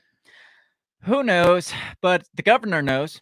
The governor there, Hawaii Governor Josh Green, which sounds like a very Hawaiian name, says very real global warming caused conditions for the deadly wildfire. So obviously we're playing the climate change blame game. If he passes a green bill, would they just immediately say he's egotistical? Democrat governor called the blaze a fire hurricane that left Lahaina like a war zone. All right, so I got to ask for you people still listening. Did anybody have fire hurricane on their bingo card for 2023? Anybody fire? Did you have fire hurricane? No. I never thought fire, of all the things that could have potentially went wrong this year, fire hurricane was never on. I still had Sharknado on, and it hasn't happened yet. That you think would be more likely in Hawaii than a fire hurricane. Exactly. This is going to be a sci-fi movie now. Yes. Hawaii Governor Josh Green said Sunday that global warming played a major role in the Maui wildfire that destroyed a historic town and so far killed at least 93 people. Green spoke about the devastation in the centuries-old town of Lahaina during an appearance on MSNBC's The Sunday Show with Jonathan Capehart, describing the wildfire as a fire hurricane with gusting 80-mile-per-hour winds and 1,000-degree heat, creating fire cyclones going through buildings. Maybe that's what tore down the buildings was the fire cyclones. Fire cyclone would be more accurate. Okay. I guess. Sure. Yeah. Everything is burnt to the ground in Lahaina, the Democrat said, calling it a war zone that's completely destroyed. Green attributed strong winds from Hurricane Dora, which passed far to the south of the island last week, in very dry drought conditions on Maui, to the fast-moving blaze. When fire jumped from one spot to another, there were 3 or 4 fires going on at the same time. Question. Would you not think, if the winds were that strong, that yes, it may push fire, but wouldn't it also push the ocean water through the island? One would think possibly, like water waves and shit. Yeah. I don't know. I mean, typically when you hear about hurricanes, that's something I would think of. Well, the hurricane was far away. It was just the winds that were hitting there. I mean, still. It got seeded very quickly with those 80-mile-per-hour wind gusts, he said. And then the fire moved at essentially a mile per minute, 60 miles per hour down through the community. Could you imagine that? Just a fire like going 60 miles. 60 miles an hour, like the speed of an interstate down through, just flying through the island. That would be insane. It's not like the last one said the fire crept up on them. This guy is saying it just flew through at 60 miles. I mean, how big is Maui? Across? I don't know. Not that big. So either somebody here's fucking lying. Either it crept up on them or it just wiped them out. I think they probably did not expect it to move as fast as it did. Yeah, but obviously they didn't. Who would expect that? Shit, I cannot freaking type on my phone. Wait, what the hell? Mentions of not Maui. That's what I got too. Good God. 735 square miles. It's 48 miles long and 26 miles wide. So you're telling me the entire island, based on this guy, burned up in like 30 minutes? Yeah, that's what it sounds like. But this was days. We read the timeline. Yeah, it was. Yeah, it's been about a week. So where's he getting? It flew across 60 miles an hour through the community. I mean, maybe in spots. Right. Maybe it just went like across a block. But there's no way it swept across the island at 60 miles an hour because the whole island would be engulfed in less than an hour. Right. Yeah. So somebody, again, is, I mean, maybe exaggerating. Bullshitting. Yeah. That's what a fire hurricane is going to look like in the era of global warming, Green said. It sounds like he's capitalizing on a crisis. Yes, there is a real crisis here. He is capitalizing it and saying global warming plays into the conspiracy theory that we'll be getting into. Yeah. Green said global warming is very real for us everywhere. Issuing a call for people to do what they can to stop and reverse its effects. The Lahaina fire had become the deadliest U.S. wildfire in more than a century. Officials are facing the challenge of identifying the remains that have been recovered so far because of the bodies were turned to ash and are falling apart in their hands. Gross. Green also responded to criticism about the island's siren system failing to warn residents of the approaching fire. Burned. It just lit on fire. But maybe they should higher grade firewire. Yeah. Thousands of residents fled the town with video showing some jumping into the Pacific Ocean to escape the inferno. This sounds made up. It just sounds fucking made up. It sounds like a movie. It does. The governor said officials are looking into whether enough was done to get the sirens activated in time, noting there was mass destruction of telecommunications during the wildfire. Didn't they test the siren series when someone accidentally almost launched a nuke? Yes, they did. They absolutely did that. What year was that? That was back when we were talking about. That's what. Our conversation about the EMPs brought up. But that, I mean, 2020, right? No, it was before we started this show, so it was 2019 probably. Otherwise, we ourselves would have communicated like we always do within seconds on our cell phones. We'll make sure we get to all the answers that people deserve. I'm sure we will. No, we won't ever. And that's the end of the article, apparently. So, response to the governor's response.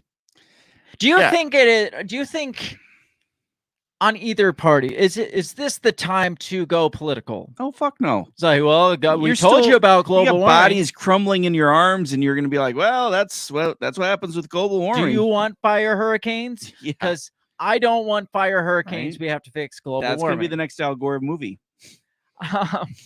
Derek brought up they can send text to everyone telling them about nukes, but not when there's a very real fire. Right. So he thought that at the same time you did. So did you read that and copy his answer? Yeah, you got me. God damn it, Bill. So fire hurricanes, global warming, politicizing this real event. The fires are probably still burning, and he's like global warming. And this is like Hawaii is big on like petroleum production too, off out in the Pacific. So they're not innocent in all of this. Right. I don't know. The election cycle's coming up. This is his big moment here. This is his George Bush 9/11 moment here. His Katrina. Katrina was not good for George Bush. It's not, but he's hoping it'll be better for him. Yes. If George Bush said this is global warming, he would have done better. Right. So what do you think about the communication stuff? Let's go back to the communication stuff, where the power, the freaking the landlines and the cell phones all went out on with the same day. Yeah. No, that's bizarre. You would think that, again, a lot of that stuff, because you're in a place, Hawaii, that is used to having tsunamis, right? Typhoons, high winds, right? So you're going to have something that's a little bit more protected than just now 1,000-degree fires flowing across this island at 60 miles an hour, apparently. Right. Things are going to burn up and wires are going to burn up and the power's going to go out. So, and that was kind of their first thing. Their first thought, like reports were like, well, obviously the cell towers didn't hold up to 1,000-mile-an-hour heat. Right. Except that's not why the cell towers went down, apparently, from what I read. The cell towers didn't go down from the fire at all. The cell towers went down because of the power going out. Because they weren't anywhere near the fire. Most of the cell towers weren't anywhere near the fires. Right. I gotta. Usually cell towers would be up on high ground. Yes. I gotta find. I don't have this article pulled up. Apparently, hang on. Time out. Okay. A lot of them. All right. So if you're a cell phone company, right? Yeah. Right. So you get the cell tower all up and working, which 2023 is pretty big fucking deal. It's pretty big. It's pretty important utility out there. Yes. Almost on par with electricity and water. Yes. What's the first thing you do after it's all? You make sure it's up and working. What's something that you would have there to make sure it keeps working? A backup generator or batteries, solar power, maybe. I don't know. Some kind of fucking power backup. Because you kind of want to. That's like you said, emergency communication system. Now the power grid goes down and takes out the cell communications that are apparently miles away. Yeah. No backup whatsoever. Like, how does that even fucking happen? Yeah.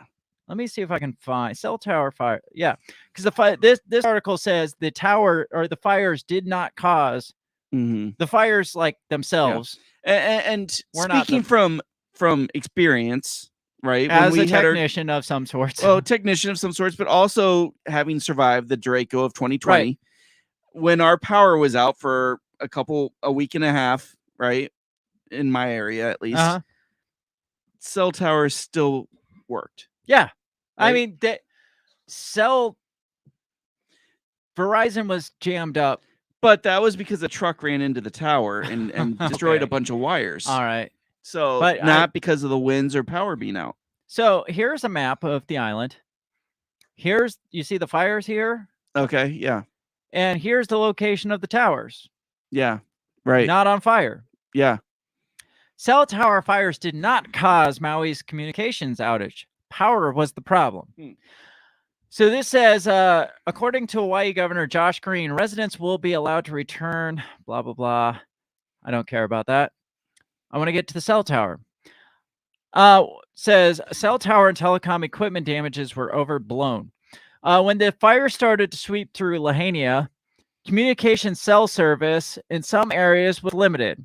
According to Mahina Martin, Chief Communication Officer at Maui Emergency Agency 911 service on Maui's west side, went down with some resorts losing communication due to downed cell towers. CNN reported her statement and brought in Glenn O'Donnell, VP of Market Research firm Forrester for color. So CNN, so the 911 person, chief communication officer, is like, the cell towers went down. And so CNN brings in their expert on the issue, and their expert, you know how CNN's experts are. Yeah. When the fires get too close to cell sites, they will obviously burn equipment, antennas, and feed lines. Again, too close. Right. Yeah. Here we go. In extreme cases, they will also weaken the towers, leading to some collapse, kind of like 9/11 Tower 8 or Tower 7. Right. His comments were picked up by mainstream and industry media, and they relayed the crippling of cell towers. CNN said fires at cell towers caused cell phone service to go down. However, according to the Wireless Estimators review of FCC and TowerCo data, there doesn't appear to be a single tower in Lahaina, and the approximately 12 towers on the island are miles away from where the 3 wildfires were located. The primary cause of service interruption was power outage along the West Coast, where it was reported that at least 14,000 homes and businesses didn't have power. Many cell sites are on top of condominiums, office buildings, and hotels. For example, approximately 1.5 miles from the center of Lahaina, American Tower Corporation manages cell sites atop the Westin Maui Resort's 11-story buildings in Kanapali. The complex did not suffer fire damage, but Westin said in a statement the resort is also without power, as is much of the Maui coast. I said Wednesday that the resort was under a shelter-in-place and management team was monitoring the mandatory evacuation. Carriers Thursday deployed mobile cells and satellites on wheels to assist with communication in Maui's rescue efforts. T-Mobile informed CNN that its cell sites were holding up well during the fires. As soon as conditions allow, our priority is to deploy teams with portable generators that will bring temporary power back to our sites.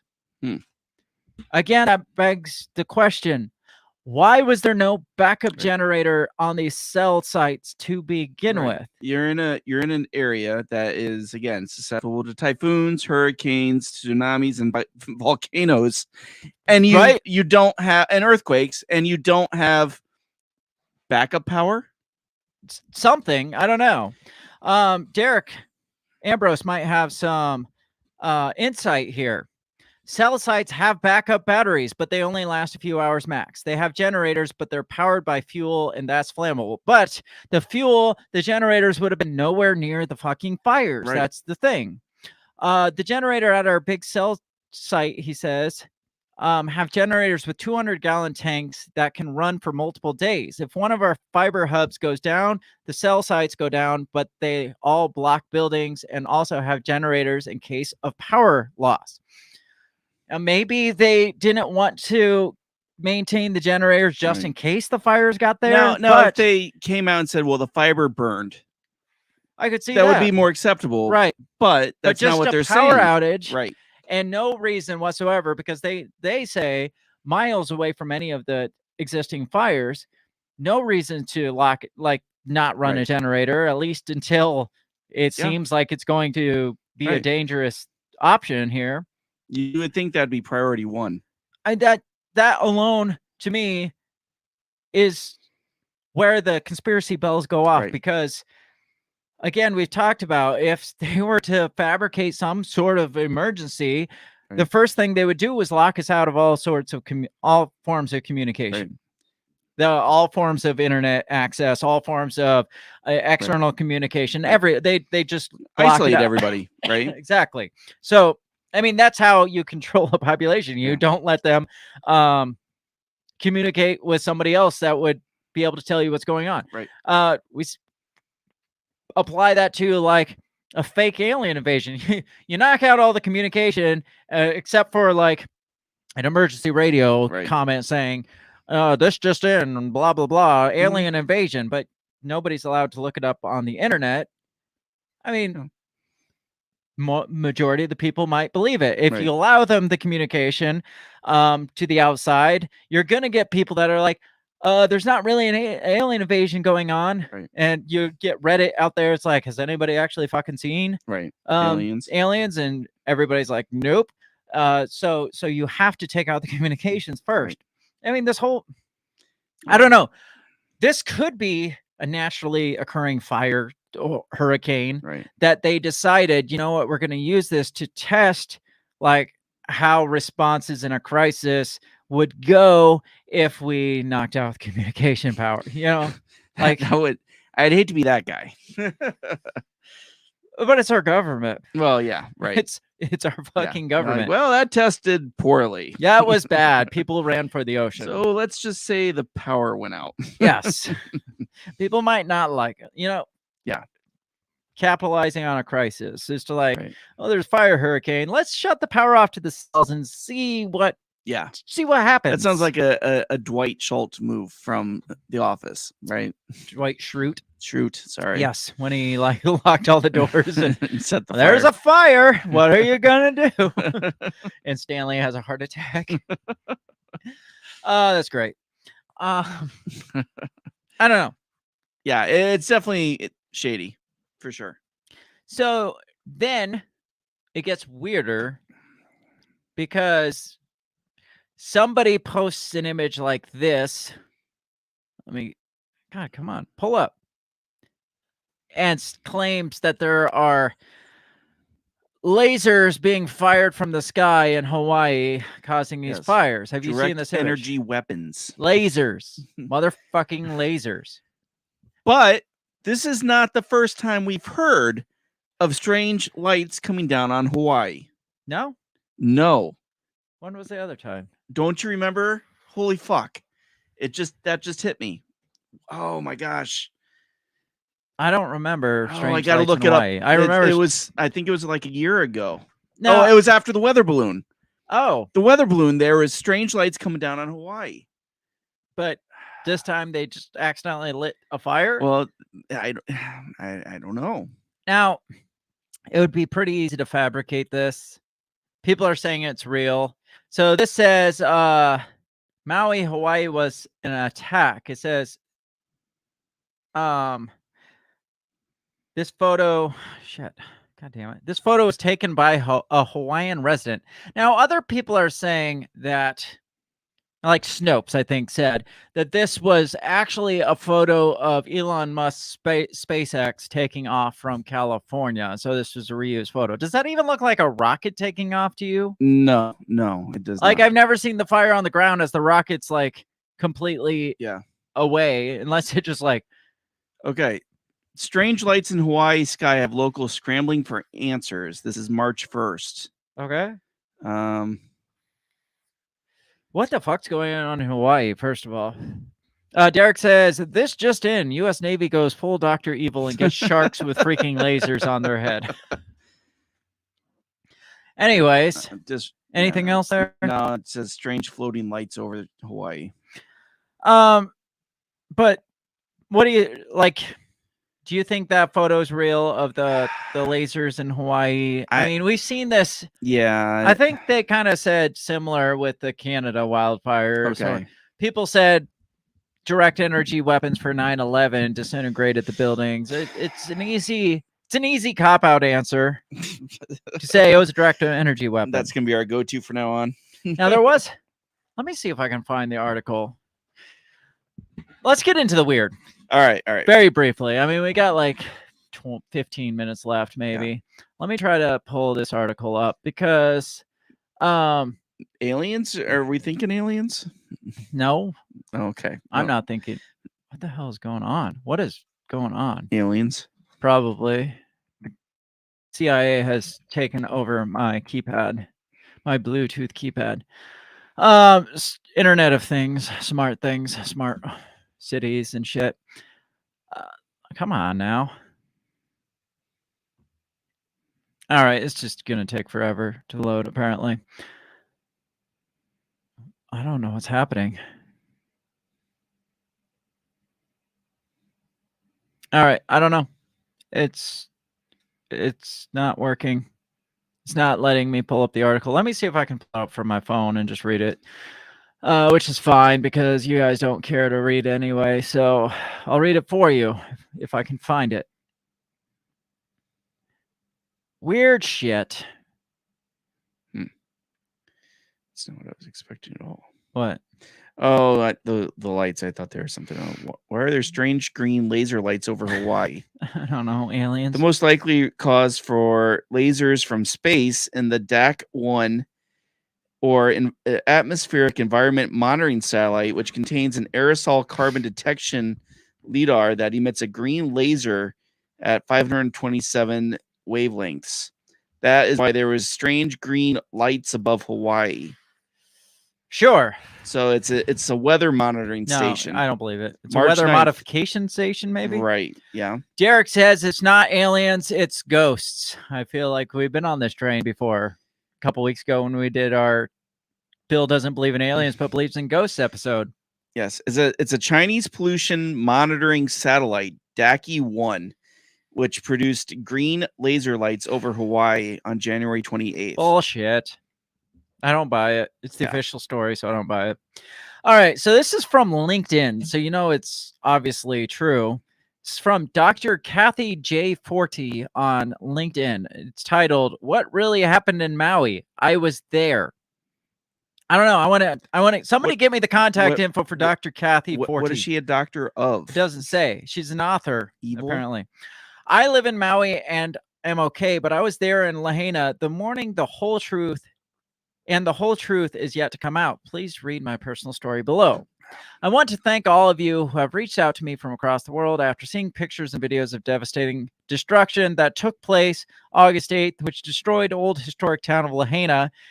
It also rampaged through agricultural lands in Kula and upcountry region of this beautiful island. The death toll will easily reach more than 100 once they locate all the bodies. Thousands are homeless, and so I ask that you give whatever you can to hungry homeless heroes, and blah, blah, blah. My story of what happened. The strange Maui fires. A friend called me early on the morning of Tuesday, August 8th, and told me he had a strong urge to visit Lahaina that day. Why? I don't know, but he had a strong urge. Says, tempting me with lunch at Cool Cats, one of my favorite eateries in Old Lahaina. I said, okay, let's go. The 30-minute drive was without incident, without winds, and without any warning advisories. So no winds at this point, she's saying. Okay. They're saying it was windy. It had been windy for a couple days. Right. As soon as we reached Lahaina, all power got zapped. Cell phones, internet, traffic lights, GPS, the 911 emergency system, which is never supposed to go down, and the power outage caused every store and shopping mall to immediately close. Nothing was open. Then the winds came in, bringing with it rare rainless hurricane with gusts from 60 to 80 miles an hour. Trees became uprooted and branches were coming down everywhere, along with power poles. I heard a crash behind me, and when I was less than 30 seconds prior, was a crashed and uprooted tree. It was time to get out of there. No shit.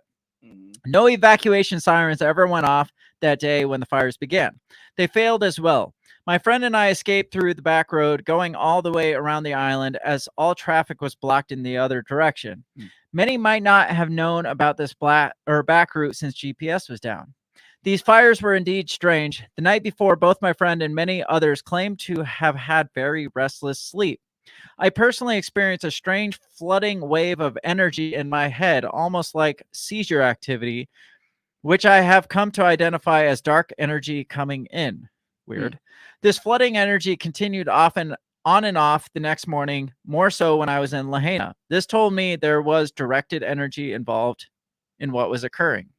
This was not just a random act of Mother Nature. It reminded me of strange fires in Paradise, California, a few years back, which swept through and wiped it off the map. Their only crime was getting in the way of a high-speed railway project slated to come through the town.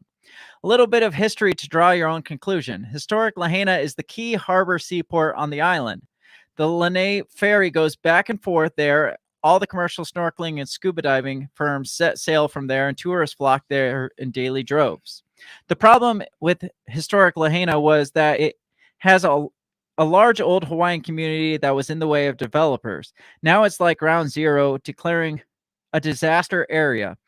And federal and state rules are probably going to be tossed aside. It's a toxic mess. They will undoubtedly blame it on climate change and welcome in the developers to totally bulldoze and level it. All over the island, tracts of land are being bought up by corporations, and no one knows who is behind them. Foreign interests, the people on the island are beginning to put the pieces of the puzzle together and suspect this was a major power land grab. In January 23, there was a smart city conference where they discussed turning Maui into a 15-minute smart island. Next month, there's a digital summit to discuss turning the island digital and all AI. I kid you not. They were talking about AI governance. Yes. Did you see that part? Yeah, I think that was supposed to come in next month. Fire started in the ag lands upcountry first. The breadbasket of Maui and resources were sent there first. So Lahaina, when it happened, had few resources to fight the wall of fire that swept through the entire area, trapping hundreds who could not get out and sadly perished. No sirens warned them to get out either. Right now, Maui needs your spiritual prayers, blah, blah, blah. So many people are homeless and missing and are not out of the woods yet. Let's see. Truth will set you free, but it will piss you off first. So I don't know. What do you think of that story? She supposedly was there. Yeah, that's interesting. Supposedly felt these weird, like, energy seizure waves. energy, Right. dark energy I don't waves. know anything about that. I don't know either, but everything, including cells and 9/11 early warning system going down, that's bizarre. yeah. Everything going down. Supposedly no wind to start with, but then all of a sudden a gust of wind. Well, and also her story of there not being wind contradicts the story of them talking about wind since August 7th. Right, exactly. What day did she say she went down there? I think she said the 8th. That's what I thought too. So I don't know. Like, I don't know who this lady is, if she's really there, if she's even a real human. Right. I mean, the shit comes out. Yeah, it was August 8th. The stuff comes out in droves. Right. I know that I've seen a lot of people talking about how the survivors there are being inundated by phone calls from investors wanting to buy their land. Now, the other thing was the governor even came out and was like, I'm not going to let, because there were several locals that are like, we're from this area and property is already insane to buy up. And what am I supposed to do? Wait for insurance money to cover it? And it's not going to cover like the freaking cost it's going to be, because I mean, the average home there is like $1 million or something, except for these small, like local. Oh yeah. It's prime real estate. Well, the governor comes out and he's like, I'm not going to let this turn into like a price gouging scheme thing. The government's going to buy up the land and develop housing for like cheap housing for the labor force. Do you see where this is going? Oh yeah. Yep. The government's going to buy up the land and regulate the cost of it, so you all can live in the cheap government housing. Yeah, right. While we clean up the mess, and we don't worry, we won't let outside interests come into Hawaii. We're going to protect your homes. We are the outside interest. Yeah, exactly right. We've already sold your land.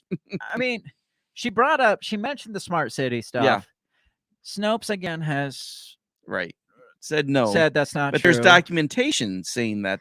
Now, some of the like the screenshots that they had showed, I'll pull up that article, the article that talks more about the smart city shit, because she barely mentioned it. Yeah. But some of the screenshots were actually from like 2012 or something. Some project. 2018, they talked prominently about it. It was like some Japanese, like Hawaii project to like make the energy grid smart or something. It wasn't to make smart cities. Right.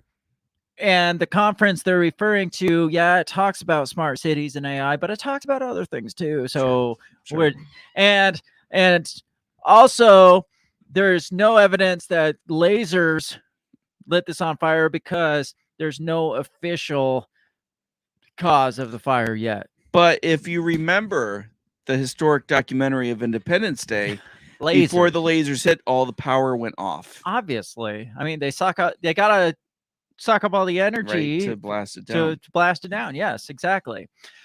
So this is from Due Diligence and Art. Okay. I mean, it's not any official page, but it kind of digs into, it talks a little bit about the smart city stuff.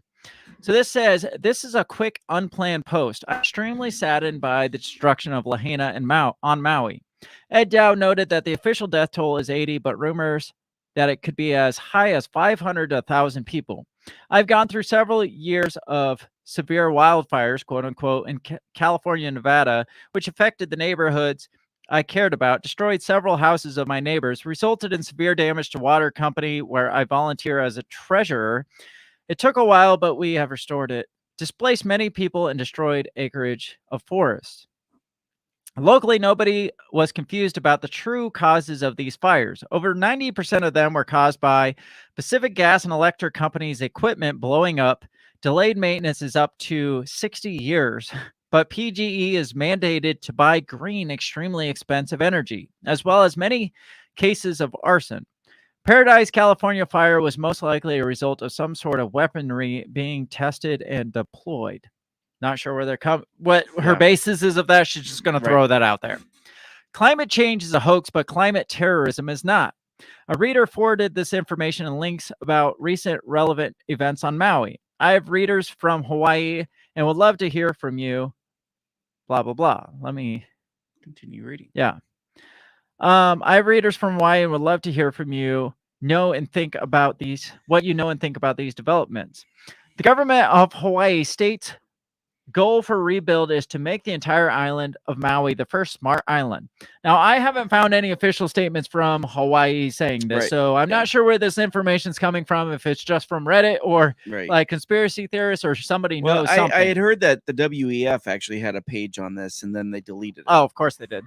They want the entire island governed by AI, as outlined in the Hawaii Digital Government Summit of 2023 that they plan to host next month, September 25th, in Maui. How's that going to go if the whole island is burned up? Yeah. Plans to implement a digital. So here's some resources. I'm not going to get into all of them. Hitachi recently announced that it has begun operations on the demonstration site for the Japan-U.S. Island Grid project, commonly referred to as Jump Smart Maui. Now, that was like 2012, 2017. Right. So that project, that's old. Yeah. So they're using that as kind of the reasoning behind this. But that project's actually old. But there is something going on Maui. It's like kind of seems to be the experimental smart spot. Yeah. In collaboration with the New Energy and Industrial Tech Development Organization, or NEDO. NEDO? An opening ceremony was held on Maui to coincide with the launch of the site operation. Last January of 23, there was a smart city conference in Maui to turn Maui into an entire smart city island, pushing everything electric and making 15-minute smart cities. Lastly, there was a contract last year that was signed to build high-rise condos and businesses in Lahaina, which was a historic town that couldn't have any new development done. But now it can. I don't have photos of Banyan, but here's a picture of a huge rubber tree from Buenos Aires. Why does that have to do with anything? I don't know, but that's the end of the article. So, according to this and some of the videos you sent me and some of the Reddit posts that I've read, it's all kind of saying the same thing. Yeah. Repeating the same thing. Right. That Maui is supposed to be this smart city island of smart cities. Yeah. And it started out with this Jump Smart Maui initiative back about 10 years ago. 2017 is when that project ended.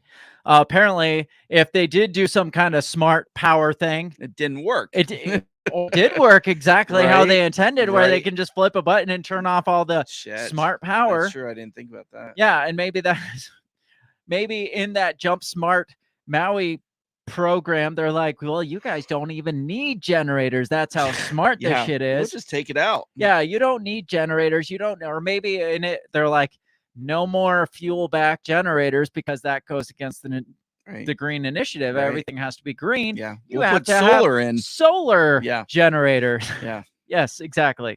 So I mean that they wouldn't come out and say that. Oh no, nobody's like, well, we switched over from all diesel ran generators to go with something more smart. Wind generators. Yes. Yeah, right. Now, the funny thing is when you see Snopes and PolitiFact like refuting this conspiracy, they're like, no, Jump Smart Maui was a project that went on like X amount of years ago and it was just about the smart power grid and blah, blah, blah. But they don't tie that into the power grid ate shit. Right. Yeah. In all of this and didn't hold up. And now they're having to resort to fuel backed. Right. And we like raise these questions before I even like, I literally just thought about this now. Hey, there's supposed to be a smart grid, supposed to be a smart power grid. Right. The red flags were already going off. Like, why is the power just everywhere and all the communications go smart power grid? What have we always said about like your smart thermostat, your smart? I mean, they don't like something, they can just flip the switch, turn it off. Yep. They made it easy to, if this was a conspiracy, they made it easy to just shut the power off. Yeah, and no one's talking about it. Yeah, except us because we're awesome. We're awesome. So then there's this whole like smart city thing. I mean, I don't know. We've talked a little bit about the smart cities, the 15-minute cities, and how they're going to shove us all in freaking cubicles and colonies. And we're not going to, like, everything that we want is going to be within 15 minutes of us. We don't have to travel. We don't have to, like, commute to work. We just get on our little freaking super train and like, go up a couple blocks. And people are going to be sleeping in our quarters while we're off working and vice versa. It's very efficient. You'll own nothing and you'll be happy. Yes. Why not? I mean, could you see this as some sort of kickoff point? Oh, fuck yeah. I mean, if you want to entertain the whole theory of the Great Reset, the reset process has to be ugly. Yeah. I mean, there's no just like, oh, we'll just kind of like retrofit everything. No, it's called a reset for a reason. Yes. Yeah, you gotta burn it down and start over from the beginning. It's literally burnt down. Yeah. And government buying up the land Yeah. And that's not a conspiracy. That's what the governor came out and was like, "Oh, don't worry. We'll pay for all the land. We'll buy it up and we'll make it cheap for you." Right. And you're not going to own it, but you're going to be happy. Right. Yeah, exactly. So it's scary shit. Yes, I get that this is like the most out there of the conspiracy theories involving this, but it's also so freaking believable at the same time. Yeah. Like, am I just freaking crazy? No, I don't think so at all. I mean, when was the last time you saw high mainline winds just sweep through an area? When was the last time you saw a fire hurricane, Bill? Well, it was a movie. But yeah, the last time we saw line winds was the derecho, and we said that seemed and we thought it seemed weird. Yes. And all of a sudden derechos are just like, they happen every year. There's derecho last year, and there was a derecho in Ohio, and it always causes billions of dollars of damage, even though you've never heard of it. Yes, exactly. Right? We've never even like used this phrase before, but now all of a sudden, and then they start redefining derechos as, because it was like straight line winds for an hour, and then it was like, well, it was like winds, straight lines, and blah blah blah, X amount of miles an hour for, like, they downgraded it, or they like redefined it each year, because then come to find out they're like, yeah, we've had 2 derechos here in Iowa since the big derecho. It's like, what? Where? Yeah, exactly. I'm surprised nobody, like, official reports haven't come out and said that storm we had 2-3 weeks ago was a derecho, because that was straight line winds. It was only like 5-10 minutes, but it was straight line freaking winds. Almost lost my hat.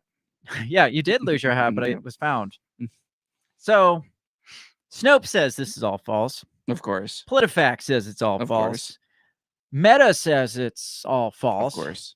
So it's false. I mean, it's not real, right? The official story of the climate change. And are you far enough in your conspiracy brain to believe in like weather weapons, weaponized weather? Yes. I mean, they were testing weaponized weather back in the World War during Vietnam. Yeah. Why not? You know?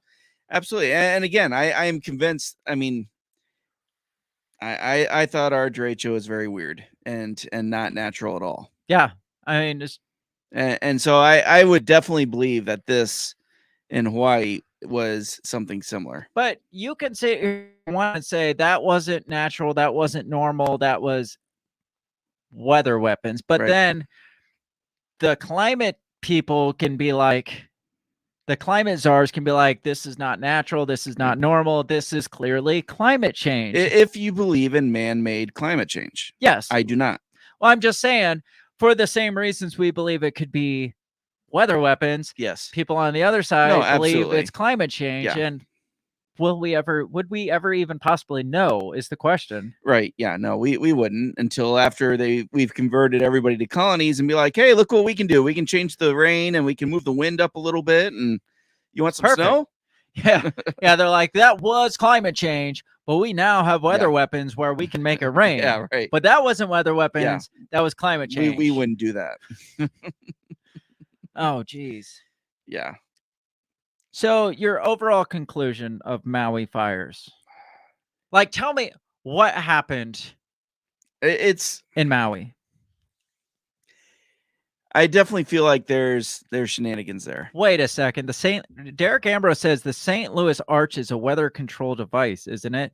Now there's information I haven't even read into. Know that. Derek, send me all the information you have on this, because I want to know. That's close to home. That's where the Cardinals play. That's where the Cardinals play. Maybe they're government agents. Probably. Anyway, back to I definitely feel something shady happened there. I don't feel like it was natural. I definitely feel like, and just seeing how people are reacting to this, I could see it being something where they're trying to do a reset. So you don't think it was just a natural rainless fire hurricane? No, I do not. I mean, we have them all the time. Oh, of course, yes. And we'll probably keep having these. We'll probably have one here soon.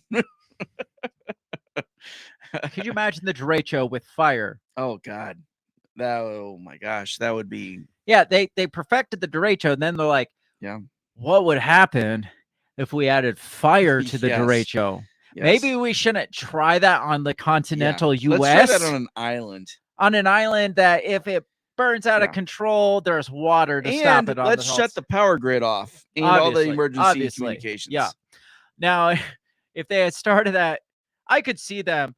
Oh, we should just test. I mean, we already did it in Iowa. Let's test it again in Iowa with fire. And somebody's like, but there's a lot of corn. Yeah, it's really dry. Yeah. And what if we light the whole? It's kind of like with the atomic bomb. What if we light the atmosphere on fire? It's like, what if we light the entire continental U.S. on fire? Yeah. And like, yeah, you're probably right. We might get a good state. You're probably right. Maybe we should test this on some place that's surrounded by water. Yeah. That's exactly it. So, I don't know. My bells were going off when I first started reading it, but I was like, there's not the because I read this I think early yesterday, and I was like, I'm not gonna find like conspiracy info on this yet. Right. I know my bells are going off, but I'm not gonna be able to find this. Yeah. And then you're like, have you heard the conspiracy stuff on the Maui fires? I'm like, no. Send it to me though. And then now it's just like all over.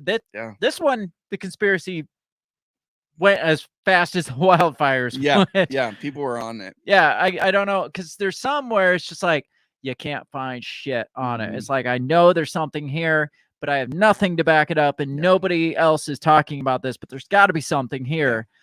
And this one is like, there's got to be something here, and there's a lot. Yeah, there is a lot here. So do you think they're actually going to go through whatever plans they may have on Maui? Yeah. Yeah. I mean, obviously, in the very least, they've got to rebuild. The government's already talked about building it up. It's a Democrat-led state.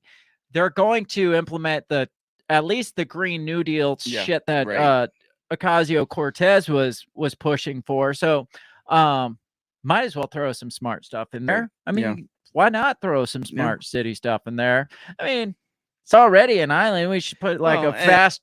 And obviously, if the emergency system failed, they definitely need some kind of new infrastructure. And yeah, why not test? I mean, they're talking about 15-minute cities. I mean, Maui's already about that size. Absolutely. Why not test it out there? Yes. It's a perfect place to bring out tourists so they can showcase what a 15-minute city looks like. Absolutely. And then they could tout it as, well, we'll bring the tourists here. They'll pay for it. And we'll bring up boost the economy here on Maui. Do you like this? We can put one in your state. Yeah. Great Reset. I never would have pictured the Great Reset starting in Maui, but that's at least the U.S. version of the Great Reset. Right. Kick it off. Prediction. Great Reset U.S. version, kick it off in Maui. This year. And it'll probably be somehow tied into the election. They'll I don't know, freaking Kamala Harris will laugh about it and tout it and praise it and stuff. Well, Obama does have history from Hawaii. Our energy czar. Who's our energy czar? Biden's energy, isn't it? John Kerry's our energy czar. So he's got to visit Maui and tout this stuff. Yep. So we got that to look forward to. So let's bring the smart cities into the election. Right. And use that as a selling point. Yeah. So they better get to work on Maui really fast. So that's all I got on this. You got anything else to add? No, I think that's pretty much it. Any final thoughts on the election? Any final thoughts on the Maui weather weapons? It'll be interesting as we watch this, if this is truly like the kickoff of everything. It will be. Yeah. I don't know. It's pretty fucked. So if your emergency system goes down, your cell phone, get to someplace fireproof. Run. Run really fast. Jump in the ocean before it catches on fire. Hopefully you're close to an ocean. So I'm just getting in the bathtub and filling it up. I mean, that'll work. Fail-proof plan there. Just always keep your bathtub full. There you go. I mean, you got a hot tub, fill that bitch up. You can just chill out in the water. Out in the hot tub. You'll be safe from a fire. So you'll be fine. That's all we got for this week. Let us know what you think of, first of all, the freaking election stuff going on with Trump and Desantis and Biden being held up by Obama and Kamala. I mean, we've been predicting Biden being ousted for a while or killed, does he make it through the election? I didn't think he'd make it this far, but I'm gonna say no. I'm gonna say no. 82. Obviously, he's not doing well. No, he hasn't been doing well for a long time. Hey, he's never been doing well. No. No, I don't think so. That's why they're trying to boost Harris's shit, because they're like, well, if he does die, I guess we gotta make her look popular, right? In case, because could you imagine that catastrophe? Do they bring Michael Obama in? That's probably that's in their back pocket. Yeah, I think that's their secret. Michelle Obama's their secret weapon. Yeah.